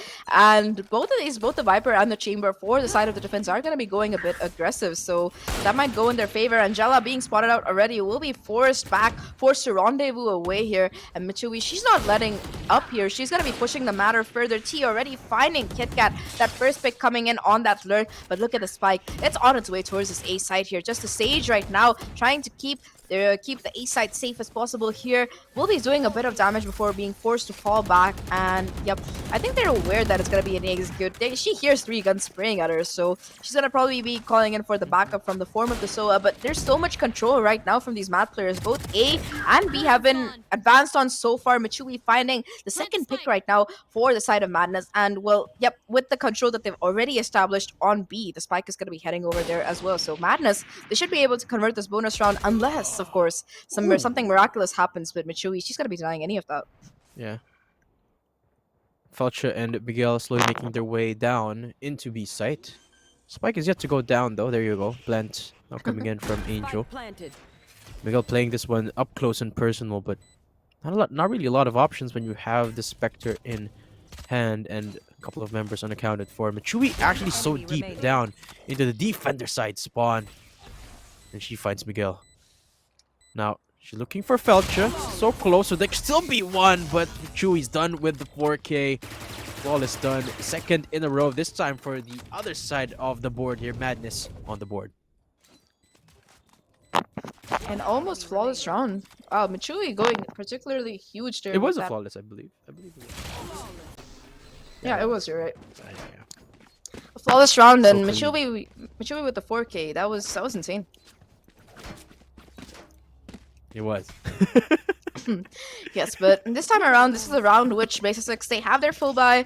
They, they are going to be having rifles. I think every single player except for Michui is going to be running that Vandal. So the Phantom pick is a bit interesting on a map like Icebox. But hey, it's working for her. Don't knock it. Again, she's going to be pushing fearlessly, this time with the help of the Soba drone. And yet again, they managed to establish control all the way up to yellow almost, because I think the drone did manage to clear out yellow there. So it is going to be the B side that seems like it's being aggressed on. In the meantime, the center, she knows where the trademark is likely to be. So she's just going to be able to smoke it off and push forward here. She might, in fact, be able, 2 players, in fact, pushing through. They might be able to catch Michui They're not off ready guard. for this. Yeah, they're not ready for this. That's exactly right. And both of these players are going to be caught in such a vulnerable position. In the meantime, though, this is just a distraction. The spike is heading all the way to that A site. So that's going to make things very, very rough. Ziju already finding one on that A side. And with that, the spike will be going down. A 4v3 right now. They might not have the man advantage, but they do have the site. And they do have the plan. So they should still be able to get into post-plan positions. It's not hopeless right now for the side of Mad. Yeah, as long as they get the shots in. They do have a wall to aid them out as well. Sage wall at that. But it's a little bit of an aggressive position here for Zeju. And T as well. Guessing game now as to where all of these members are. T finds one, so that makes it very, very possible here for Madness to convert this round once more. Cloudburst is there, but there is no Viper smoke available anymore here for the defuse to come in. Angel picks up Miguel, but the push from T not really hitting its mark until the Cloudburst disappears. And T, 3K for the second round here. Mads again to secure that round, but a lot of damage done. 4 members going down there means that I'm not sure if they have the bank to work with going into round number 5 here, Zach. Yeah, they might not, but they do have ultimates. Like, I know for sure that Michui does have the Bladestorm to work with in this particular round, so that's gonna be something that they can really use. But more than that, I think BASISSIX, they're gonna be on the back foot here. They're gonna be stuck in that eco position. KitKat might try to get that Ult Orb, try to get that Bladestorm online here, but it seems like Madness, they're aware of it. They don't really want to let it get that far. T also just won away from the Tour to force it. Madness will, after winning those 2 rounds in a row, they are gonna be able to have enough of a buy to really be able to head in. KitKat does manage to get the Bladestorm online, so she's gonna be the the agent around which this round pivots for the side of BASISSIX here. She's gonna have to go huge and really try and make things work because the attack is on. Madness is just forcing their way in. Wow. Both Senderi and Felch are able to find 2 already. Michui caught in the open in an awkward position between 3 players. The resurrection as well, so much being invested here, and this eco round is going to be swinging at least in favor of BASISSIX. When it comes to manpower, they will also be able to pick up those guns. And Angel, well, she's so low. A 2v3 right now, make that a 1v3. It's all down to just Angel here. Manages to find 145 HP left, does have the spike and does have the Viper's pit. So that's going to be very important heading into this round. But Felcher, she's going to be able to pop in her resurrection as well. So that's going to bring it down to a 1v3. And I don't know, Matt, this round does not look very good for them. Good for BASISSIX right now. I'm sorry, Mads right now. 45 health too on Angel, which is why she's going back in for the double nip here in sight, but she gets discovered. Tag down to 5. Did get 1 kill against Kit Kat though, so actually gonna commit the Viper Spit here Oh, for the plant. And she wants this round. Doesn't want to give it away, despite the resurrect already committed by Felcha. one Control here, stray Zach. bullet. Yeah, they don't want to slip that momentum away, which is why they're contesting it. An Angel. Oh, she's being so cheeky with it. Seems like they expect it though. Both of these BASISSIX players, they seem to expect that the Viper They might be close. don't. Oh no! She isolates it. Now, all it takes is one stray bullet. She turns it around, Zach. Of course, she's gonna fall down in the end, but job's done there for Angel. 3-2, Madness continue their streak. Let's see that Viper split play one more time. It was absolutely amazing. I believe it was full HP for both of those players, both Zeju and Sizka. Yeah, I don't think they had armor, but yeah, nevertheless, both of them were at By 100. Sundari. So, uh, I do not know how you win that, but she played it so beautifully. She played it so patiently, isolated those fights, and of course, the Viper's Pit was the win condition there. Even with 5 HP, she was able to close it out. So, well, that's the round going in favor of Mad. It was an eco for the side of BASISSIX, so they shouldn't be feeling too bad about it. They did invest the resurrection though, so that's not ideal. Already, the operator is going to be spotted out though. Angela is going to be forced to rendezvous away. I don't know if they know she has an op, and look at this cheeky play from Senderi, but only able to find one. This is less than ideal. Yeah. Operator still in the works, as we mentioned, and seems like the push is going to make its way first into the back lines. Now Mad's getting pincered from both directions here as they struggle to regain control of this round. Zeju picks up Kit Kat, so that's a pretty great start here. Forces out the barrier orb from Felcha and immediately shuts down the flank here from BSX. Now, Madness, they have to decide, should they commit to this A site or risk going to the other side of the map? And it seems like they're going for the latter, which is a pretty good idea here for the most part. Yeah, they know that two players are on this A side, and it's only going to be the stage there, so it's a good call. It's a 3v1 fight that they're trying to pick. The heal has come back as well, so Michui is going to be back at 100 HP, and they're just going to be able to force their way into site. We'll be able to get the plant down as well, though the wall is immediately broken. That's going to make things a little bit more difficult right now, and the backup is here. The cavalry has rode in from the side of BASISSIX, the operator back online, and they can't rotate again. They have to get the plant here. The push too good right now, but the picks still come through for Madness. No. It's going to be a 1v2, and Siju, she's going to be able to get the spike down. That is so unfortunate right now. Angela, at least she knows where both of these players could be. But apart from that, with this operator, she has to somehow make this retake work. And I don't like the odds, man. I don't like that. Yeah. I don't like how she has to go through this. Already knows the position of Michui. Connects the headshot. But does she know? Does she know where the stage is? Yep, she does manage to spot it out. Has to hit the right click here. And it's not going to happen. Zichu will be able to close it out. A 4th round for Mad. And yet again, they're looking so confident of this attacking half. They pick up that operator as well. So yeah, that's a good round coming in for them. Yeah, proving statistics wrong this time around. Mads looking absolutely fantastic. 4th round in a row, I believe. And they seem to recover it every single time. Whatever BASISSIX throws at them, they shove it away and secure the round for themselves. They retrieve the operator as well. So it's double the damage on BSX's side. Man, I really thought Angela was going to save that op after that. But now he's playing a little bit more aggressively, and the swing is amazing. Michui is the first to fall prey to that tour de force. And suddenly, Madness have taken a step back. They don't necessarily want to commit to this A-side push, but they are still looking for a little bit more control before perhaps rotating or pulling the trigger. Look at the position of Madness's chamber. She's sitting all the way back in spawn, waiting for the lurks to come through.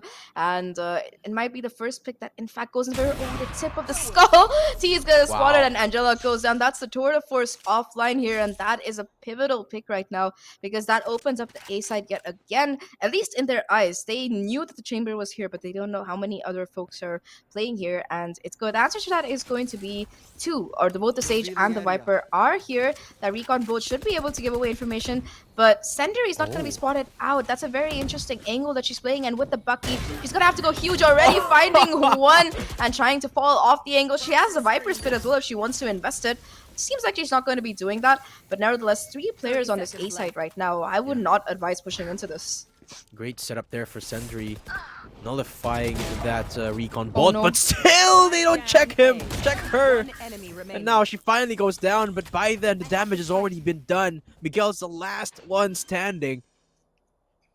She's only got a Marshall. Spike I planted. wonder if she's able to pull through here, but Remaining. does get one kill, quite curiously so. But I believe T does have the operator and all the time in the world here. All she has to do is hold on, wait for the peak, and it's about to happen. It's all being set up for T right now. Remember, 8 HP left on Miguel. She doesn't know. She doesn't know. She doesn't know where she is. And I think the player is disconnected as well. So Miguel Oh, might no. just be able to stick the spike. This is a very, very unfortunate situation right now for Mad. Because unfortunately we're gonna be heading into a tech pause after this. T was disconnected. She will have that operator, so that's a small consolation at least. But yeah, BASISSIX managed to pull off that 30 round. One with the tour de force, but more than Angela, it is going to be the Viper who was the hero of that particular round there, going huge with the Bucky. Senderi finding 2. It's bad enough to find 1 with the 950 credit weapon, but getting 2 on an eco round, that is phenomenal coming in. And of course, Miguel, this clutch from her, that's exactly what BASISSIX need to try and get their head back in the game. And it seems like that's going to be the case, but I feel really bad for Manas because that would have most likely been their round. 8 HP. It's I think if T hadn't disconnected, they would have probably had it in the back. Yeah, absolutely.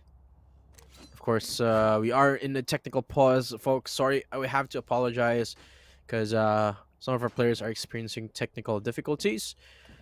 But wow, madness, huh? They looking on point again. This looks very very similar to how they started off the attacking side in the first map. But key difference being BSX, they're keeping it close, only a 1 round differential. And they gotta be feeling pretty good off of that last round, especially Sendri. Look at Sendri. She's top fragging off the back of that Bucky double kill. And she's already got the Viper Spit online once more. This is it's the second time, I believe. Oh no, it's the first. Yeah, it's the I'm first time. First I time, think yeah. She Angel was hasn't the one committed who it, yeah. used it. Yeah. Yeah, haven't committed that yet. Yeah, so 2 major ults available for BASISSIX, like you mentioned. They have the Viper Spit on Senderi, and they also have that Hunter's Fury from Miguel. But if Madness, once their players are back, if they can get this spike down, that's going to be huge coming in from them, because they also have the Hunter's Fury available from their Sova, so that's going to be huge. They also have Ziju's Resurrection, the second one, I believe, coming in. So yeah, Ziju is definitely having a great game so far. She wasn't, she was good on the Fade last time, but it seems like Sage is what she really likes playing, because she's not playing Sage like a Sage. She's playing Sage like a Duelist at this point. Yeah. What you'd call the Battle Sage archetype, I believe. Mm-hmm. Well, both of them, for that matter, Zeju and Felcha, both playing very, very aggressively here. Top 2 on the leaderboard, well, at least for Felcha, and then top 1 for Zeju on each respective team.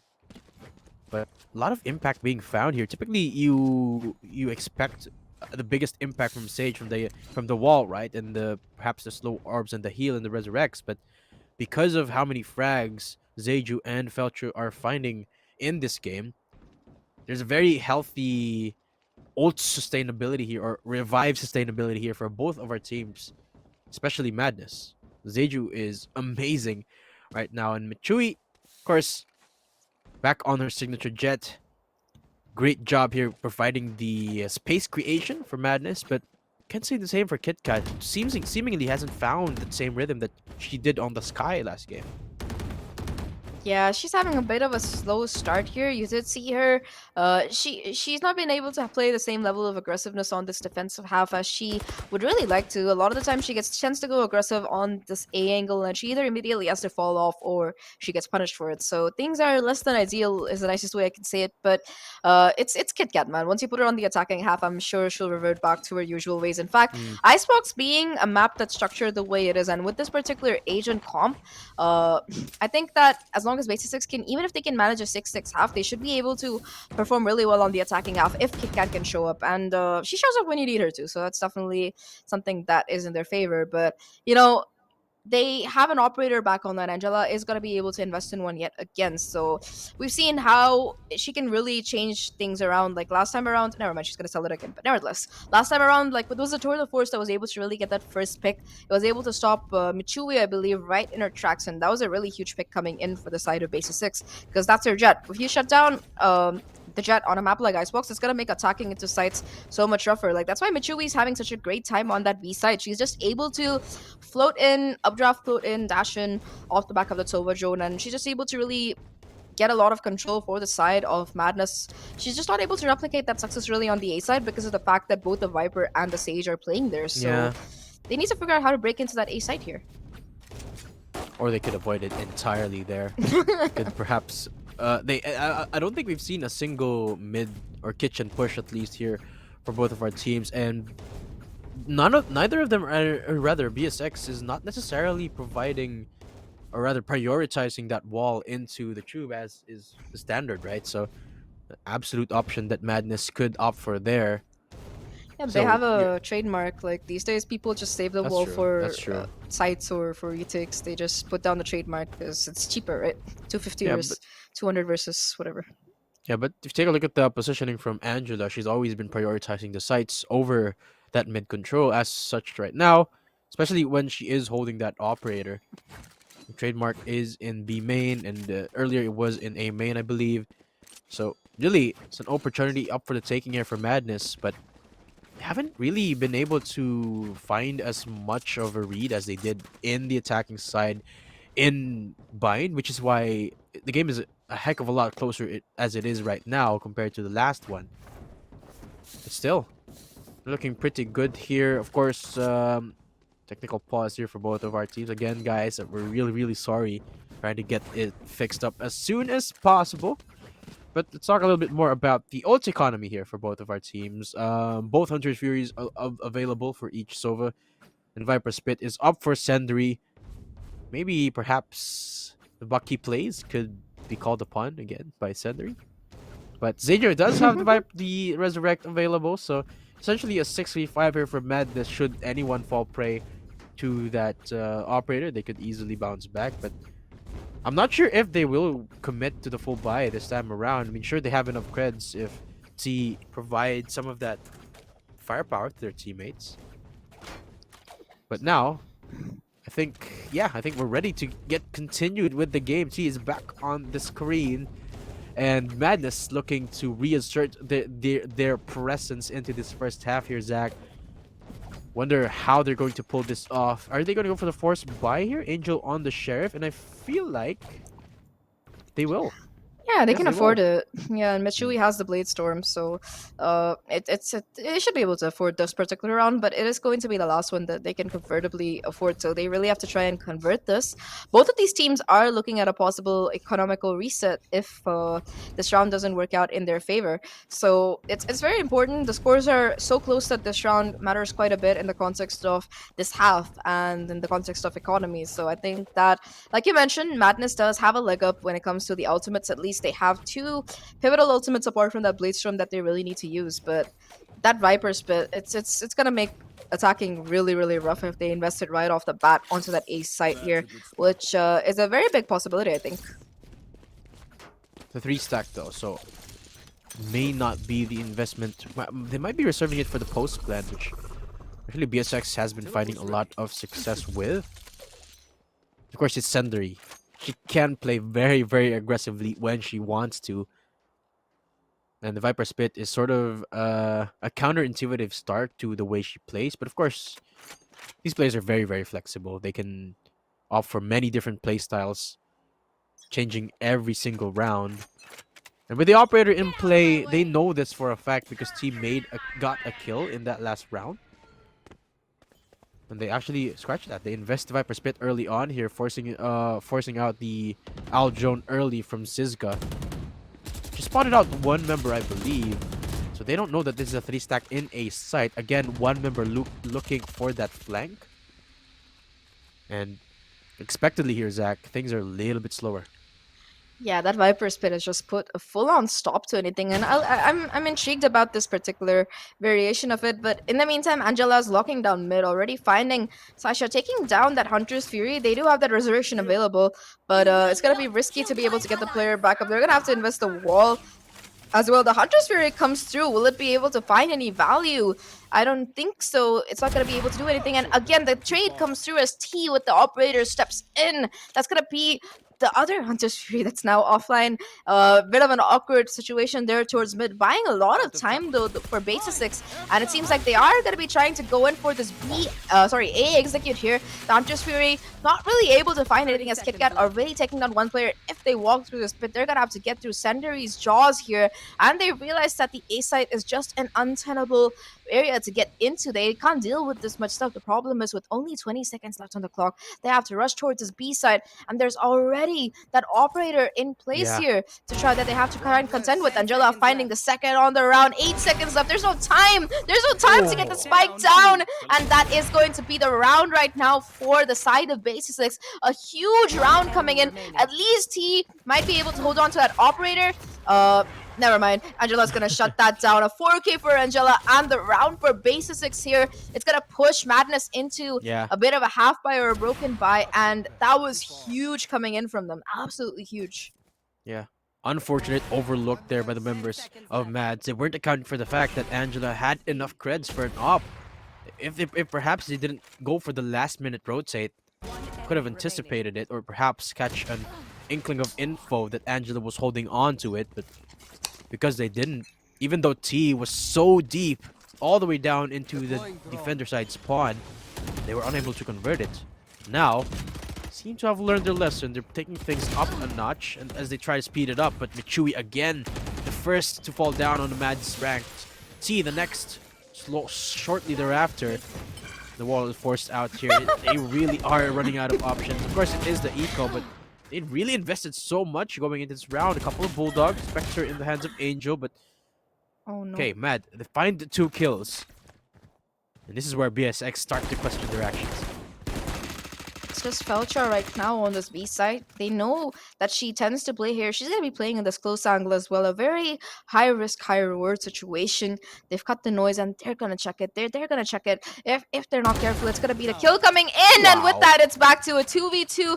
The B side open Guns. as well. Just Saitra left alone towards the side here. And I think the Viper Spit is 3 away. Never mind. It's not anywhere close. The rotation has come through. The operator is still online as well. So if they're not careful, it's going to be very, very rough right now. The spike plant is tapped at the very least, but they're going to be able to spot out both of these players, and they will be Wow. able to convert it. That was a very, very forced round coming in from the side of Madness, but they still almost made it work, and you got to give them kudos for that. But nevertheless, Angela and Miguel both managed to keep their cool, and they take the lead. They take the lead here, and it was huge coming in. That's pretty huge for them because they still have that operator. Angela still manages to hold on to that. They also get closer to the resurrection, which they've been working towards. Felcha has that, and finally, this is gonna be the last round, which Madness can really try and buy into in this particular half if they're not careful about it. So they're gonna have to try and do their best to convert this particular round, because otherwise, well, BASISSIX are at risk of running away with it. And if this is them on the defense, you saw how aggressively they tended to play down towards Belong. I'm kind of afraid of how their attacking is gonna look like, Matt. Yeah.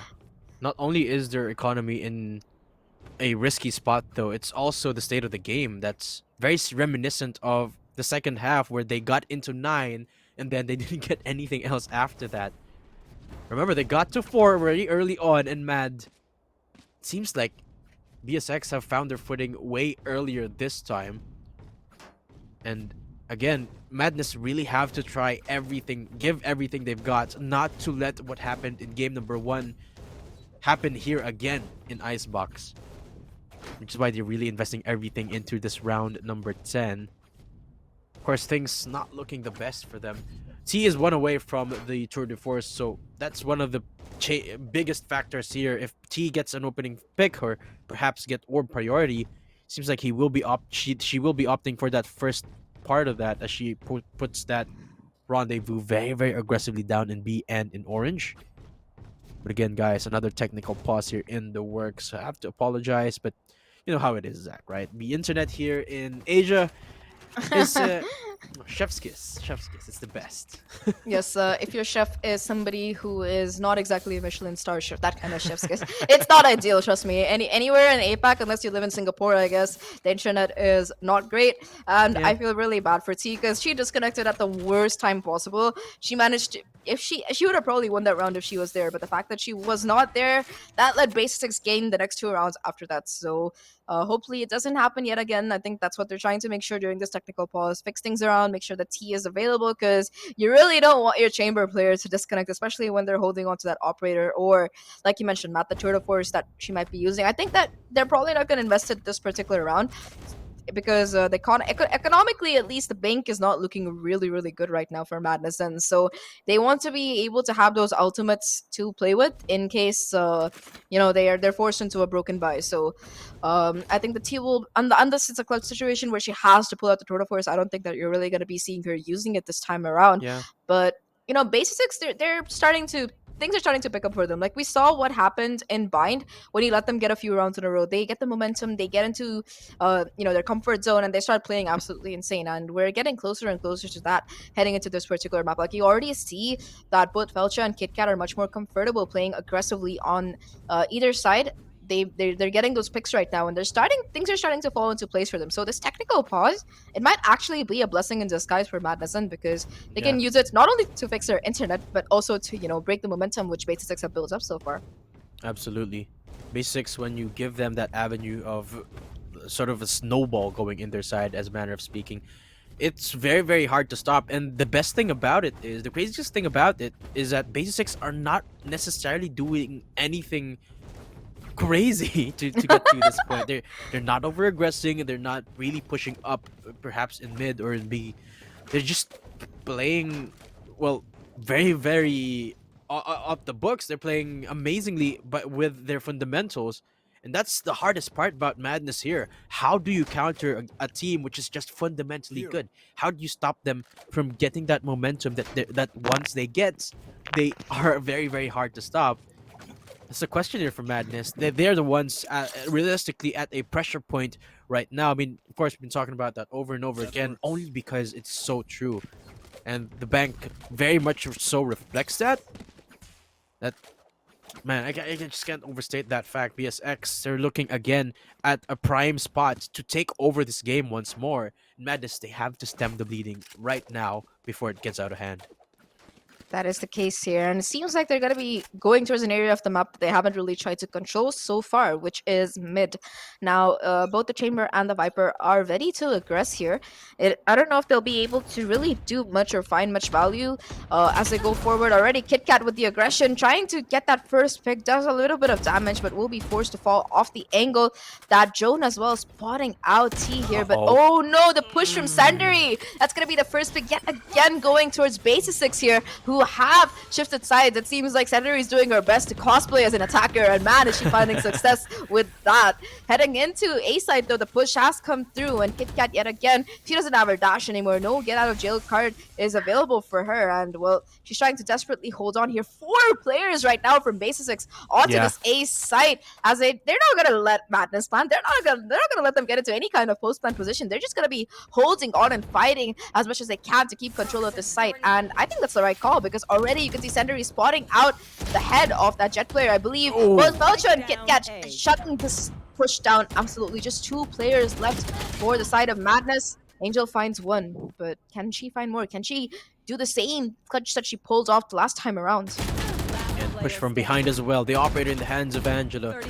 Sendri is just taking matter into her own hands as she goes for the 3K. And wow, Sendri starting off the round just as well as she did in the ending it. That's amazing job here for Sendri. And I go back to my point that BASISSIX, they're not necessarily doing anything crazy to secure these rounds. This time, Sendri, she went for a push in mid, and Madness wasn't expecting it because, again, BSX, they don't always do that. They don't always offer that aggression, and because they did, it's sort of the conditioning here for BASISSIX that we don't play. We always play conservatively until we don't. And Madness, they really paid big time for that round. I mean, you could see it as well. The moment that Sendri rotated up into behind the lines of, or rather into backside in A. Angela has got that angle covered so that if Madness went for the rotate, they really had nowhere to go because Angela had the op, and all it takes was a single shot, and bam, again, they're stopped right at their tracks. So Madness, we talked a lot about how that round was very, very pivotal for them. And now they're getting forced into another eco, again, another timeout, just to try and stop that momentum from building from BSX, already on top of that very long tech pause. But I don't think, honestly, Zach, I don't think BSX are going to slow down because of these timeouts. Oh no, I completely agree with you. It's not gonna be happening. The one weapon that Madness then really have to work with in this particular round is, like you mentioned, that tour de force. I think that T will be activating it, and it's gonna be the game changer if she can actually find some value with it. Angela, yet again with the operator, this time posted up towards that ace site, so playing aggressively, so Take flight. aggressively right there. The first interaction already. It's gonna be Sisha who will be able to at least drone her out of that angle. But nevertheless, that's going to be the drone used to clear off the operator. In the meantime, though, look at this push down towards mid. 4 players funneling through under tube onto that B site. So at least the spike plants will be coming through without much trouble. That's the one thing that's in their favor. But apart from that, I don't know. I don't know about this because they're going to be funneled into one particular area here. Oh Oh no! no! The gap in the wall. KitKat is going to be able to exploit it and get that pick. The spike at least went down. That's going to be a bit of an advantage, but the sheriff, 2 picks going in the favor of Mazier. Again, it shifts over to them, and if T can somehow convert this, it's not gonna be happening as both KitKat and Miguel find so much value. It's all down to just a two. It's down to a 2v1 Sisha with that operator. Can she get the Wow. collat? No, Senderi is gonna be able to shut that down. But for a second, that round looks so scary for the side of BASISSIX. Those sheriff picks coming in towards mid. That was insane. Yeah, beautiful, beautiful setup right there on the Viper wall and the barrier orb. And they really pincered that spot here in orange, but made it so close as well with the sheriff shots. End of the day, BSX, the clutch potential of this team is just so good. And again, it's Senderi to end the round there for BASISSIX. Phenomenal performance here for Senderi in Icebox. Again, Viper Spit online here. She's sort of deciding where she wants to position that Viper Spit at right now. But I doubt she'll be committing it early on, unless she does. Yeah, I doubt it. Maybe she's saving it for the post plant here just to make sure, because Angel has got her own Viper Spit as well. So the way that works is whoever pulls the trigger first has a little bit of a disadvantage because theirs is the one that might be challenged. Okay, here we go. Angela, though, with the first opening pick. BSX again looking good from the get-go. Oh, got the 34th too, of course. Of Oh course. no. Oh no. Well, you know what's better than one operator? 2 operators, and that seems to be the principle that Angela is operating with, if I can say so. Michui already being spotted out will be able to get away with her life, even though the spray looks incredibly scary for a second. And with that, it seems like yet again Madness. They don't know where exactly they want to go. They even stopped with the operator, and look at Angela's position. She has no fear. She's pushing forward, getting the second Wow. already as Michui goes down. Still has a tour de force as well, Oh, and she's just gonna be pinning just down gonna this stay. angle.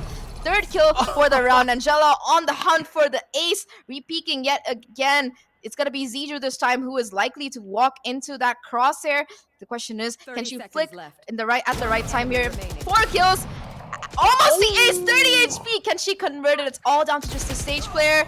We'll be able to take that Angela. That's going to be the ace tonight. Gets 2, in fact. And if she can get this orb and get the spike down, that might be the resurrection available. A possible 2v3 or a 2v2 situation is still online, but with only 12 seconds on the clock, Yeah. nothing, that's not going to be much happening. I feel bad for Angela. No ace for her, but that 4K was incredible. And Yeah. that's an 8-4 half right now. BASISSIX are looking very dominant.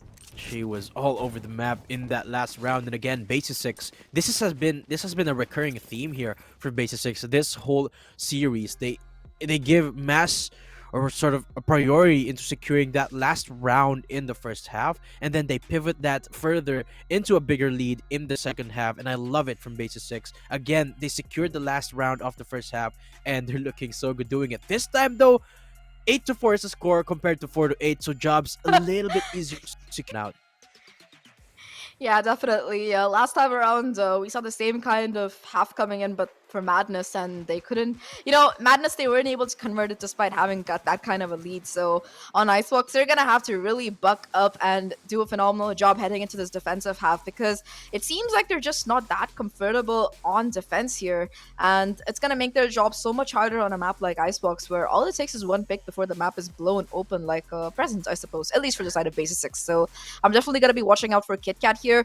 You know, when you talk about players who were strong for BASISSIX in that first half, Angela comes to mind. Century as Century, well, the yeah. hero with the Bucky, whatever weapon she had, but mainly the Bucky. The Bucky is what stands out to me, Mm. honestly. You know, you saw them get quite a bit of screen time, but heading into this attacking half, I think KitKat is going to be the player that we're really going to have to watch out for. Yeah, and one of the things that I pointed out earlier was that BASISSIX not necessarily doing anything crazy to secure these rounds, and I feel like that's because, well, individually the performance of the players of BASISSIX are just next level during this game. You talk about Century and Angela, and of course KitKat, but the entire team has got spotlight moments left, right, and center. And it feels like at any given moment, anyone from BASISSIX is again going to claim that spotlight.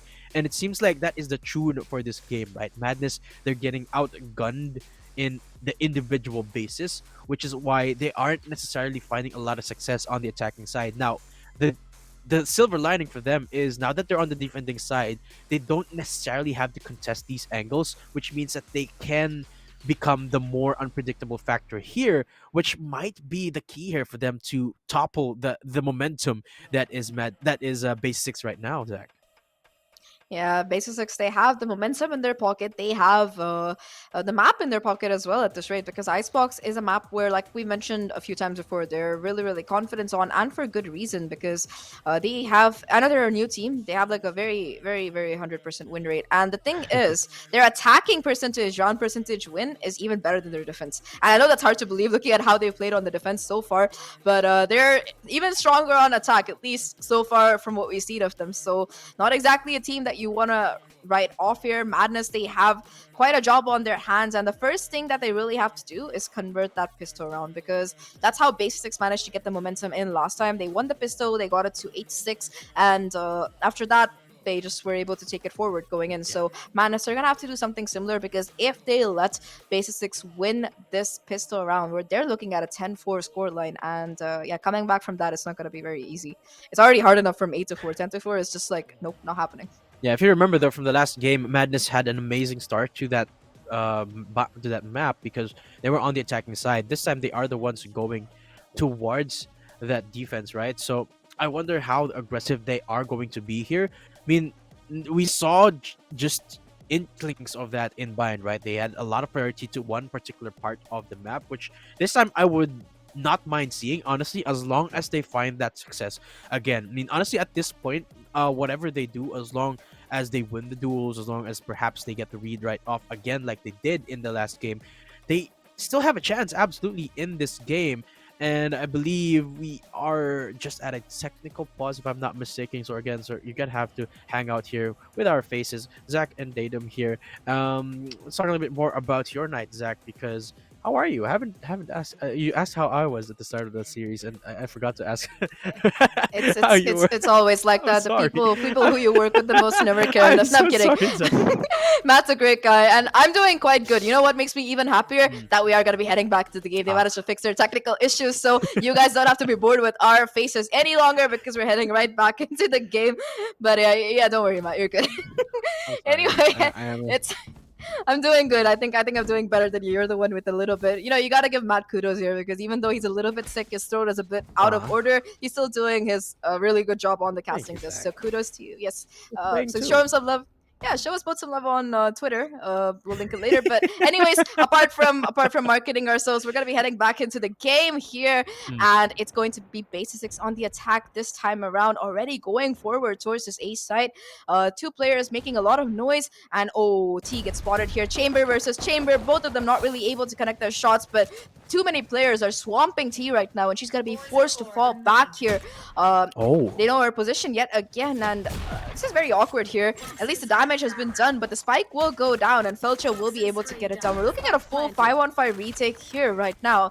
And this is less than ideal for Matt because the post-plant positions are really good right now. KitKat as well towards mid, wrecking absolute havoc here. Stays alive as well. So Angela getting the second. Can she get more? She does! 12 HP, 3 kills! Can she get the last one? The reload comes through, but both the Jets are in a really awkward spot here as they go in for the reload here. Senderi as well. The backup is ready. At least Michui manages to find one, denying the flawless. And it's going to be 2 right now, but that's going to be all that Michui can find so far, unless she pulls off some miracles, which is not going to happen. Felcha will shut her down.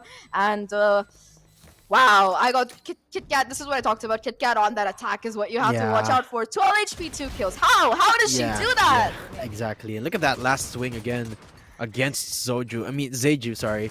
And again, I go back to my point of the spotlight plays here. The individual prowess of BASISSIX just seems like on another level after that first game. Of course, KitKat showcasing just that from the pistol round. I mean, you talked about how the pistol is of mass importance here for Madness to try and replicate that success that BASISSIX has found earlier. And no, again, it gets denied. And they don't go for the force either, so another round they're willing to give away. Thankfully, Michui gets the first frag, but KitKat here is on a hero buy. She is feeling it. She's absolutely confident with this Vandal. Yeah, I mean, this could go either way if you're not careful already. The Vandal finding value, KitKat getting 2 somehow, finding Michui as well off the back of that. That is huge coming in. Does take a little bit of damage, but still manages to stay alive. And off the back of that, they're going to be booking it towards this B side here. It's just going to be Angela who, I'm sorry, it's going to be nobody actually. Angela is going to be scouting out. She's cleared yellow. She's going to be breaking the trademark, and she has a sight as well. So that's going to be the spike going down onto this B side here. The fake and, of course, the 2 kills coming through for KitKat on that A side is huge because that just summoned all the rotations away. The B side was just up for grabs and they take full advantage of it. Angela as well with the Sheriff finding 2 already.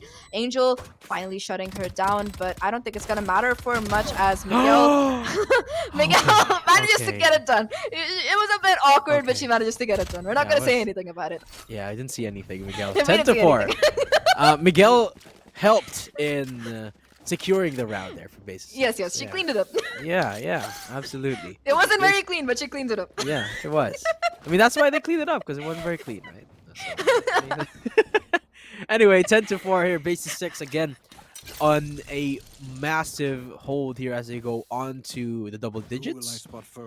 Massive advantage at that, but Angela and KitKat both have, and Senderi for that matter, all of them have those assault rifles as they try and become aggressive here for Mads, but KitKat spotting that one out before it even commences. And she's looking for more. Activates the Tailwind. Recon Bolt gonna help out, or rather the Aldrone gonna help out as to find out the positioning of these 2 members defending the line here in a site. Gonna force out the wall, but immediately getting destroyed here. So BSX, they really want to press forward and slice through the defense here. Zeju in a bit of a tough spot as Sentry makes her way into Tube. And there you go, Zeju, Michui falling down means... Oh no, this is so bad. Last player standing. Oh, the lineup? No, it's not going to be happening. It is just BASISSIX who managed to absolutely shut them down here. And that's going to be round number 11 right now for BASISSIX. They win the bonus. That was the bonus as well. They had 1 Vandal, which KitKat had from the previous round. Everybody else had like Spectres and stuff. So yeah, that's a round which they really had no business winning at all. But they still managed to win it. Especially, I feel really bad for Zeju. She sees Senderi jumping over her like a frog. But on the left, she forgets to clear the left. And well, I think Miguel takes full advantage of that and is just able to take her down. Really well-coordinated push coming in from the side of BASISSIX. And with that, we're looking at a possible match point because it's an equal right now for the side of these players from Madness already. KitKat yet again finding that first pick here. 2 players down for BASISSIX and the B side is almost open. It's just T left right now. Nothing but a Marshall to her name. And yep, that is going to be Angela on the other side of the map farming kills as well. Can she get the 3rd? Nope. Finally, she's going to be shut down, but it might be a bit too late. It's just T in this 1v4. finding nothing at all. And that's match point and series point right now for the side of BASISSIX. Just one Match away point. from 2-0ing Yeah, Madness. and again, Madness, you see signs of them being a little bit more frustrated and cracking under the pressure because in round number 15, where you typically have the gun advantage anyway, you don't necessarily have to go for those aggressive plays. All you have to do is play the proper duels and you should have you should have the round bag. But since they pushed up into Tube, KitKat ready to capitalize and punish them, they get immediately shut down, and again they get free access to site with basically a huge firepower deficit. At least this time they shut down Angela, but there's another hurdle coming their way, and that's Sendry way up close and personal. They have no clue that Sendry is in garage. She's about to step out of that area. Two members against her. She hears everything going on around her. The trigger discipline. It's gonna be there, but she doesn't find anything yet. There you have it. T falls down. The Viper split immediately after that, but 4v4 still, and Sentry's job is Oh. done in B main. Yeah, she's managed to at least like distract enough, but look at Miguel's position, pushing up so aggressively here. Spots out the foot of Ziju, but it's not going to be enough as it's a very awkward position on the zip line that gets taken down. Sundari, in the meantime, after all the havoc she managed to wreak towards the A side, it's going to be B this time.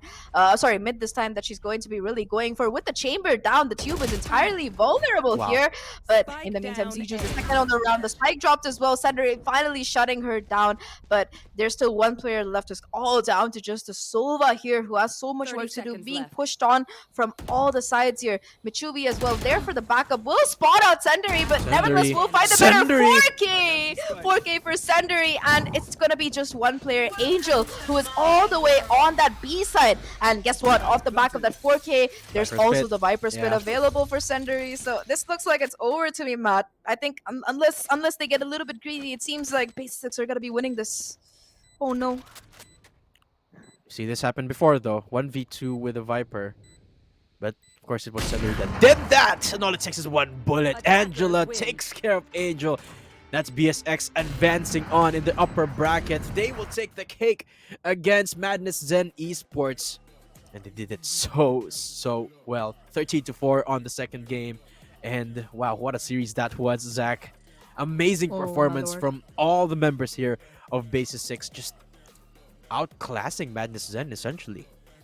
Yeah, and the last map, Senderi, she was great when it came to the Astra utility. She was phenomenal, but this time around, she was just insane on Yeah. that Viper. Just firepower. I was like, forget utility, forget lineups, forget everything. Just the lurks, the way, the positions that she managed to find herself in. She had the perfect read on Madness most of the time. And this last round especially, that was all her. Like the fact that she was able to get a 4K and create so much pandemonium down in the ranks of the Madness Zen players. That was just phenomenal coming in from her. And yeah, with I think off the back of that, it is going to be a 2-0, very, very dominant victory coming in for the side of BASISSIX. Let's take a look at how they did on Icebox here for this particular map. The scoreboard, looking at it, it is going to be Senderi, Oh, who yeah. is indeed the MVP, 332 ACS on that Viper, followed closely by KitKat, KitKat, who yeah, like I mentioned, first half maybe she was just playing for the traits, but man, once you put her on attack, I think she got like more first bloods than almost anybody else. Like I'd love to see that chart. I mean, we also laid out the foundation between these two teams at the start of the series, right? BASISSIX, they are a new team formed specifically for APAC LCQ, and they got 3 veterans in their ranks, namely Angela, Sendry, and KitKat. Well, take a look at the scoreboard. Which 3 members of BSX have got the highest ACS? And part of it was also because you mentioned Madness. They're a team that have consistently fallen short of Elite because of, well, Arresta. And maybe it's because KitKat knows exactly the way that Madness works, and essentially, well, they just shut them down. Madness falling short, unfortunately, here. I mean, we also said how Madness is not necessarily their strongest map, Icebox, and BSX, they showed us why they love this map. They showed us why they are a force to be reckoned with. Definitely a team to watch out for from here on out, and I can't wait to see them again in the next stages. Yeah, I think they'll be feeling very happy with themselves because they did manage to get a very convincing victory in this quarterfinal so far, and they are going to be moving on. But it's not over for Madness yet, so It's true. they do have a shot in the lower bracket. But look at this: BASISSIX on Icebox, they win on every single front possible. They win on the damage, they win on the frag wins, they win on the objective wins. In fact, Madness got zero objective Oof. wins on this particular map, and that is really really rough for them right now. I think Icebox, the moment it went to Icebox, it was a losing proposition because this is arguably Base Six's strongest map. Like Fracture and Icebox are the maps that they're so strong on, and you just really don't want to go up against them in a position where you're already one map down. And of course, like you mentioned, the pressure was one thing as well. Madness were just not able to handle it. You saw them getting a little bit more sloppy Yeah. every single time they lost a round, and they just could not pull it back together in time. Unfortunate for them. Yeah, that is the first series of the day, though we still have one coming up between ARF Starlight and X10 Sapphire. But until then, we'll just be having a quick break. Datum here casting with Zach. We'll be right back with Game Changers APAC LCQ in just a bit.